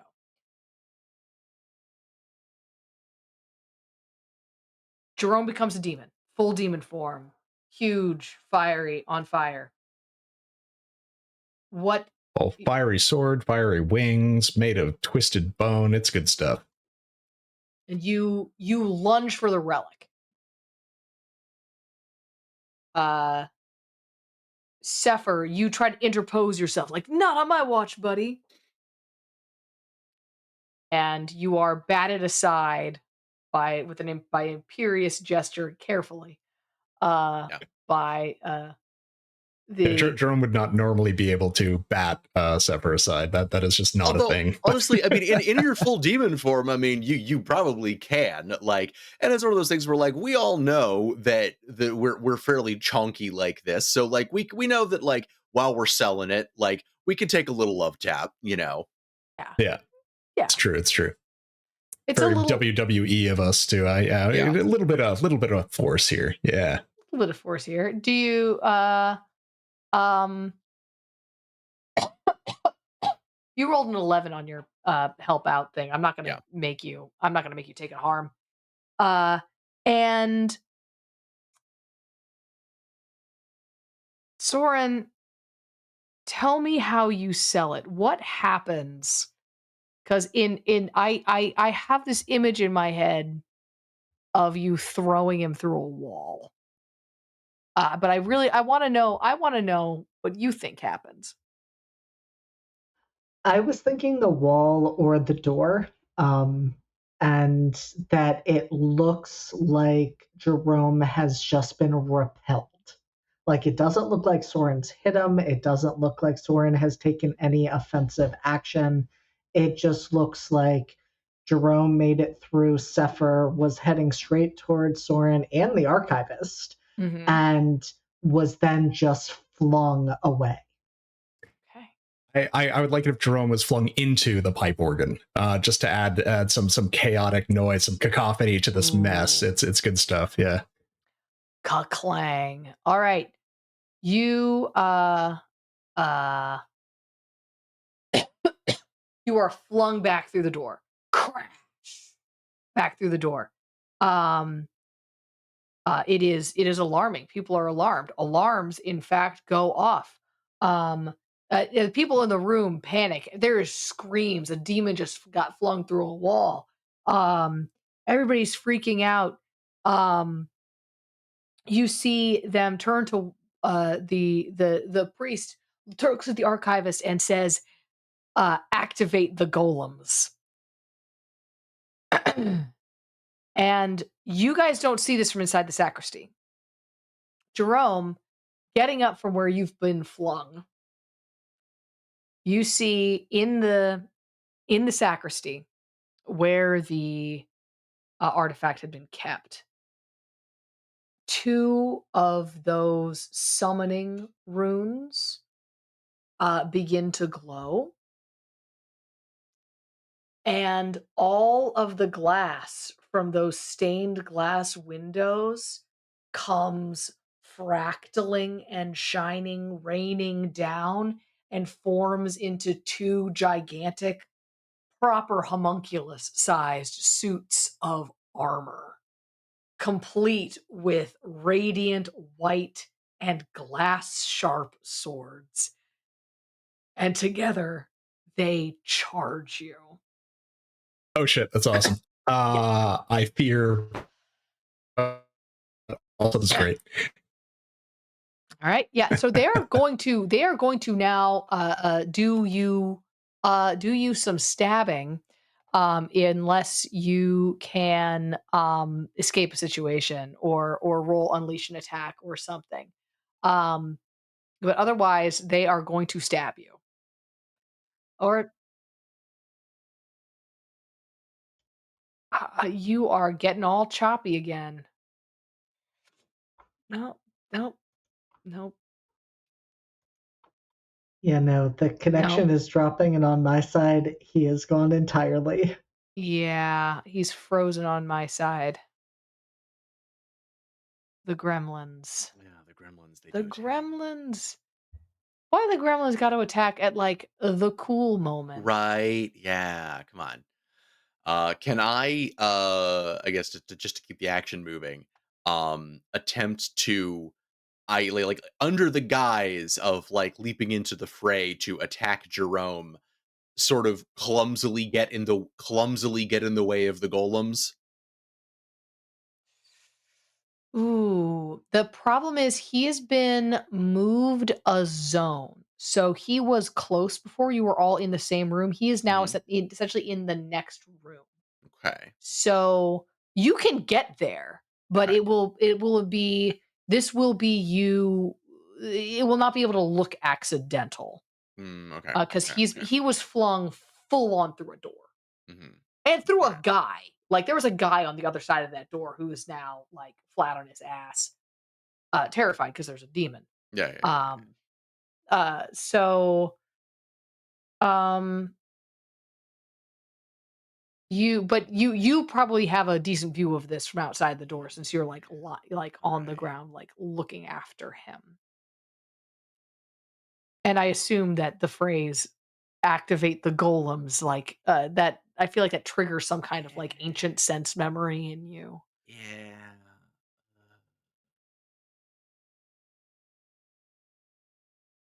Okay. Okay. Well. Okay. Yeah. We're back. We're right Oh, we're back. back. Everybody Yeah, can hear me. back. Okay. Okay. I can Cool. see everybody. I can hear everybody. Yeah, I just restarted the whole thing. Yeah, I don't know why this keep happening. Yeah. I don't know. I don't know either. But here you are. You are returned. Everyone can see you. Yeah. So they are going to stab you. Okay, With I was saying that I was going to use demonic movement to go into flight, to go up above them. absolutely incredible chord plays on the organ. They slash at you, and one of them actually does manage to hit you for 1 damage, for 1 harm. You did not take armor, so but it is able to slash at you as you are flying away. Um, the archivist turns to you, Soren, is like, "Give them back, give them back, give them back, give them back. Let's get them. We need to put them away. We need to put them away." Um, trying to protect the bones.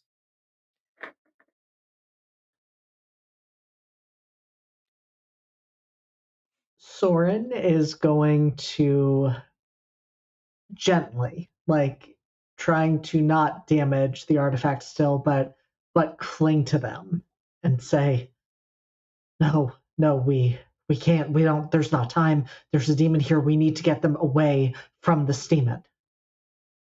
The I, um I think while in the air, having just taken the hit from that golem, I will be like going back into the other room in the air, kind of menacingly toward Soren to back up kind of what's going on there. In that case, what I think I'll probably do is be like, "Sir, get down. We have to get you out of here." And we'll like try to like basically pick up Soren. So okay, so Soren's got the reliquary. okay. Sefer's got the Soren, and gonna see if Sefer could just like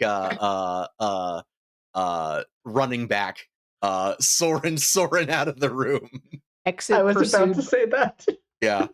exit pursued by demon. Yeah, I yeah. Okay, here's what I'm going to Get do. down, Mr. President. I'm going to need you, Sefer, to roll escape a situation. Okay. The other two of you can roll lend a hand. Okay. Vessel is also a member of Wild. This is a wild party. Because we're a very wild party. Yeah, very well. Right. Escape situation. Situation. That's with blood. Yes, I'm just double checking. I don't think I know. I don't have anything that is relevant to that. So, just rolling Oh man, I blood. am so happy my rolls are pulling it together now. Sick, nasty, awesome boxcars. Fuck Nice. yes. Fuck yes. Plus one. Plus one. In case it matters. Plus Do one. we still get but we still get a -1 for the circumstances, right? You're not doing I'm magic. not doing magic. Yeah. Oh, You just pick him up and I'm run just it. being big. nice. And yeah, you are able to crash through um Soren's still holding them. They look horrified, but yeah. Um, you roll a safe situation. Let me see what's going on here. So we were also So rolling to assist, right? on a 10 plus, you choose one. Suffer harm during your escape, end up in another dangerous situation, leave something important behind, you owe someone a debt for your escape, or you give into your base nature and mark corruption.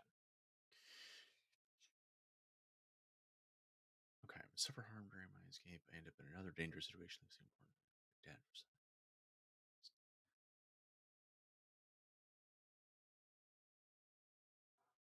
I will give in to my base nature. I mark redemption since I'm a Mhm. vessel. Though I think because it makes sense to give into my base nature, considering that one of my instincts is my imperatives is still to protect the valuable. Yeah. So yeah. I will mark a redemption. Okay. Yeah. You are absolutely engaging in your instinct. You're giving into your instinct and Prime directives. prime directives. Mark that, and you were able to bowl your way out of there, pursued by one demon, carrying a saint. You're being pursued by one demon, and two stained glass golems. Mhm, mhm, mhm. Oh, Uh, don't forget about my minions. I think they're going to be playing into this oh, as well. Yeah. and the minions. Yeah, the minions are hip hopping along beside Toad like, A truly Toad the amazing X Men conga like. line. Yes. A truly amazing conga line just going charging through this church. It is wild. People are shocked. A child who's been dragged there by his parents on a tour of the great cathedrals of Europe is just sort of like holds up cell phone. Incredible moment. Um, so you rolled escape situation. I'm actually gonna need Bedlam you to roll as well, because you are not being carried. Uh, you are being attacked by golems. Um, So you had us roll an assist, oh, I did have you even though roll an it didn't end up assist. being necessary Necessary. in the least, but it It's was a very true. good roll. It was still Well, ended you up roll. being an Is it 11 overall for me. sweet? And I kind of want to use that You as a to try and like I want to escape. I will want to escape, but I want to slow down the golems and the archivist and all of the other folks like as much as mhm. possible. Like try to make as big of a scene as possible. So I Okay. think Jerome is going to like be floating in the air in the center, kind of like further back in the cathedral. And just like spouting as much hellfire and making as much noise with like the souls of the damned souls like coming out of his mouth and just being as large of a spectacle as possible, swinging that flaming sword around, and preparing to go after obviously the relic, but certainly Mhm. taking his time with the with those golems that are coming with their stained glass armor. Okay. So I'm gonna say as you do this, as you are escaping, you're aiding their escape by putting on this incredible display, holding off these two golems. I am gonna say you suffer harm. You are gonna take two more harm. Okay, that's Um, fine. uh, That'll from these stained glass golems, which are just slashing and slashing, uh, and you there's a moment where you're like, "Oh, this could be bad." Where they almost like drive you back, and your back hits the altar, like as you're trying to escape. And they like have you back over almost over the altar and are about to stick their sword in, uh, when a little rock goes flinging out and shatters the sword that it was going to be stab you with. And you look over and you see your little minions fall tossing little rocks like, yeah, we know what to do with windows. Well, get up, buddy. And they just start pelting rocks and shattering the glass. awesome. Uh, Very fun. And All right. yeah, you guys succeed and get away. You fly out of the church. Uh Okay, I did a separate roll for escape the situation. oh, you And did. so Wonderful. and it still worked out all right because it was a uh wait, what is escape the situation? Blood Blood. plus yeah, so it was a 6-5-1. Yeah, it was a 6 base and then 7 with blood. So yeah, that turned out that's okay. That's all right. Okay. Yes. Uh oh, You had to okay. I pick mean, I did 2. suffer the harm, I guess, You during the suffered escape. the Is that what you were already harm. doing? Or That was what I was already doing.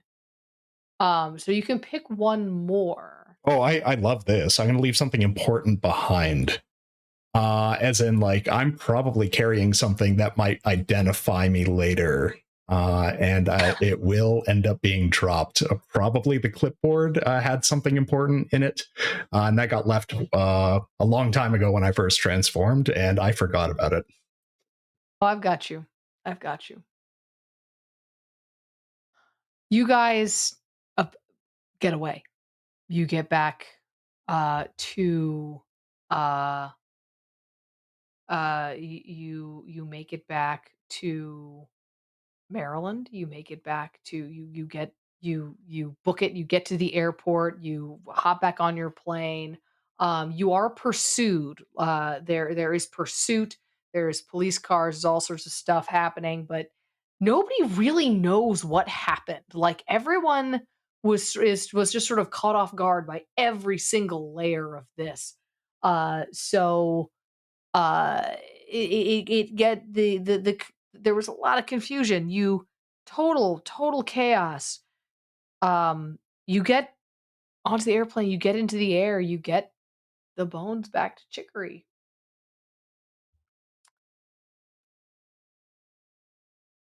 Uh and she accepts them gratefully. She says, "Thank you. Thank you. The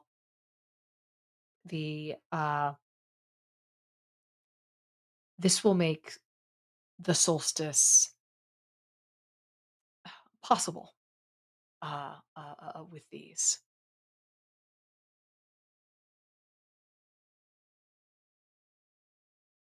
And you see you're invited to the ritual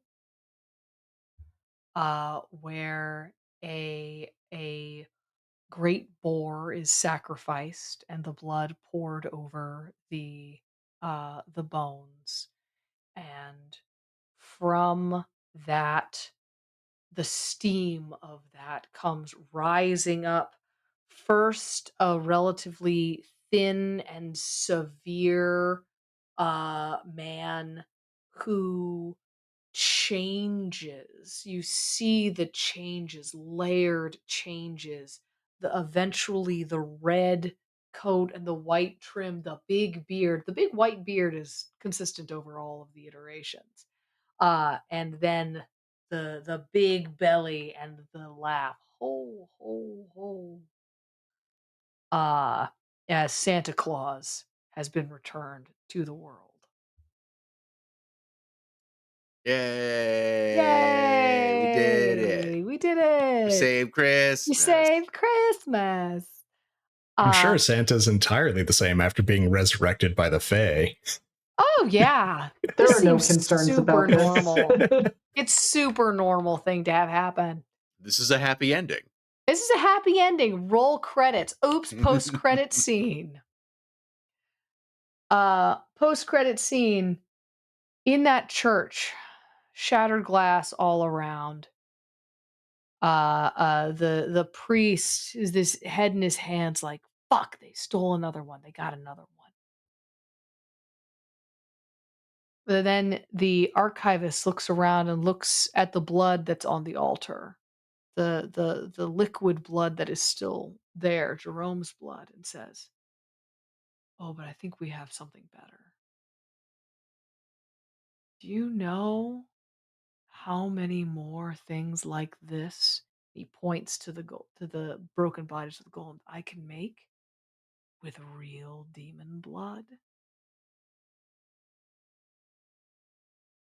and that's where we're going to end tonight's Christmas Bum, special. bum, bum, What could possibly go bum, bum, bum, wrong? bum. What Fine, this could is 10 years in go the future wrong? that might not even happen for our Right, characters. True. right, It's It's fine. true. It's true. We don't know. We don't know. Thank you all for coming out here tonight. This has been the first game of Hasmus, where we were hazards, mostly to ourselves, and to architecture, really. But I was very pleased to note that you did kick him through an internal door of the church that was probably added on later as opposed to like destroying the actual wall of the Soren was cathedral. very thoughtful about that. You were thinking about it. You were thinking. Anyway, thank you all for being out here tonight. Let's do our outros. Bedlam, who are you? Outros. Hi, I'm Bedlam. I've been playing Dromneers, who is very happy to wreak some havoc inside of a cathedral tonight. And because that's what demon forms are for. So yeah, you can find me here on LFTA occasionally. The next time being, actually, this is a great question for two of the folks here. Oh, when is our next Never Embers Enigma? Is it the 19th, or are we not doing the 19th? I can't remember. Yep, it's the It's 19th. 19th. It is the 19th. Okay, so next Thursday, not this coming Thursday, but the next one. We will be back here for Never Embers Enigma, or at least I will, and two of us will be. And that's it. I'm not really on social media. You can just come and find me here playing either Dromneers or Brindle Fallow, who's up to his neck in trouble right now, literally. So yeah, come and see how that works out. Mm-hmm. Mm-hmm. Fantastic. Brendan, who are you? Hey everybody, howdy rowdy. I am Brendan.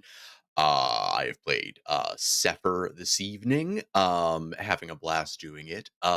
So I think the next time that you will see me is going to be this weekend, the 14th. For our continuing 12-ish games of Hasmus programming. I think it'll be the 14th is I'll be here for If You're Cold, They're Cold, a kids on bikes holiday spooky game. I will be doing some tech for some other games in the meantime, but you will not see me. I will be the man behind the curtain whom you must not notice under any circumstances. And then I think the next time is actually then 2 days later. I'll be back for the second installment of Silent Nacht, our holiday apocalypse keys game, a continuation, a part 2 of our game from last year, from literally a year ago, in which I don't know this for certain, but if it picks up where we left off, the Grinch was about to fight Cthulhu. So and there's a bunch more Hasbro programming coming up. I'm not going to list off all the games, even all the ones that I am going to be in. I'm just going to give you the next 2. You will just have to stay tuned and find out more. Incredible. JD, justify yourself. I can't. Tall order, Della. Hi, I am JD. I played St. Soren Augustine tonight. You will find me in a couple of upcoming Hasmus games in addition to our regular programming. In particular, that will be this Wednesday. I will be in the 12 Days of the Apocalypse, an Umbrella Academy-esque game where we are coming back to our magic school for winter break now as adults, and it should be a good time. You will never be able to guess which character archetype I am playing. It is nothing like what I always play. I was just essentially told, "You're playing this, aren't you?" And I said yes, because I am nothing if not consistent.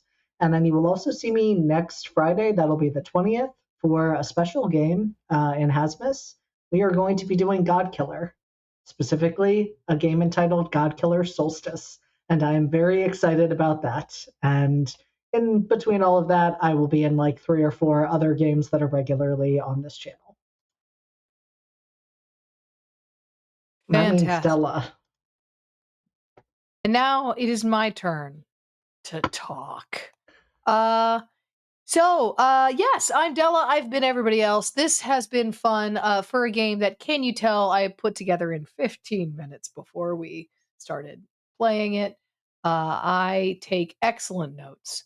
Um, the next time you can see me will be Thursday, where I will be back in Redacted and doing stuff.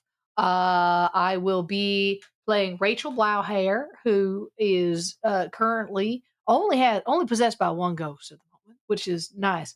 Unfortunately, that's because I've become a duplex instead of a singular haunted house. And who's out there with me? It's Siobhan, right? God, I would have to look back at my notes to remember who is with who at this point. We have Yeah, 'cause several haunted houses and several duplexes. yeah, I've become a haunted duplex, so that's a whole shenanigans. I'm sitting up here with the bearer of the sacred flame all stuck up in my head. Oh no, I ain't got him. I ain't got the bearer. No, I've got the Siobhan's got the fucking bearer. Siobhan's got the bearer. I've got the doctor. I got a polyamorous German bisexual in my head. Fuck. Anyway, so that's what's going on in Redacted. If you like ghost psychological horror and polyamorous German bisexuals, show up. It's a good time. You can also then find me.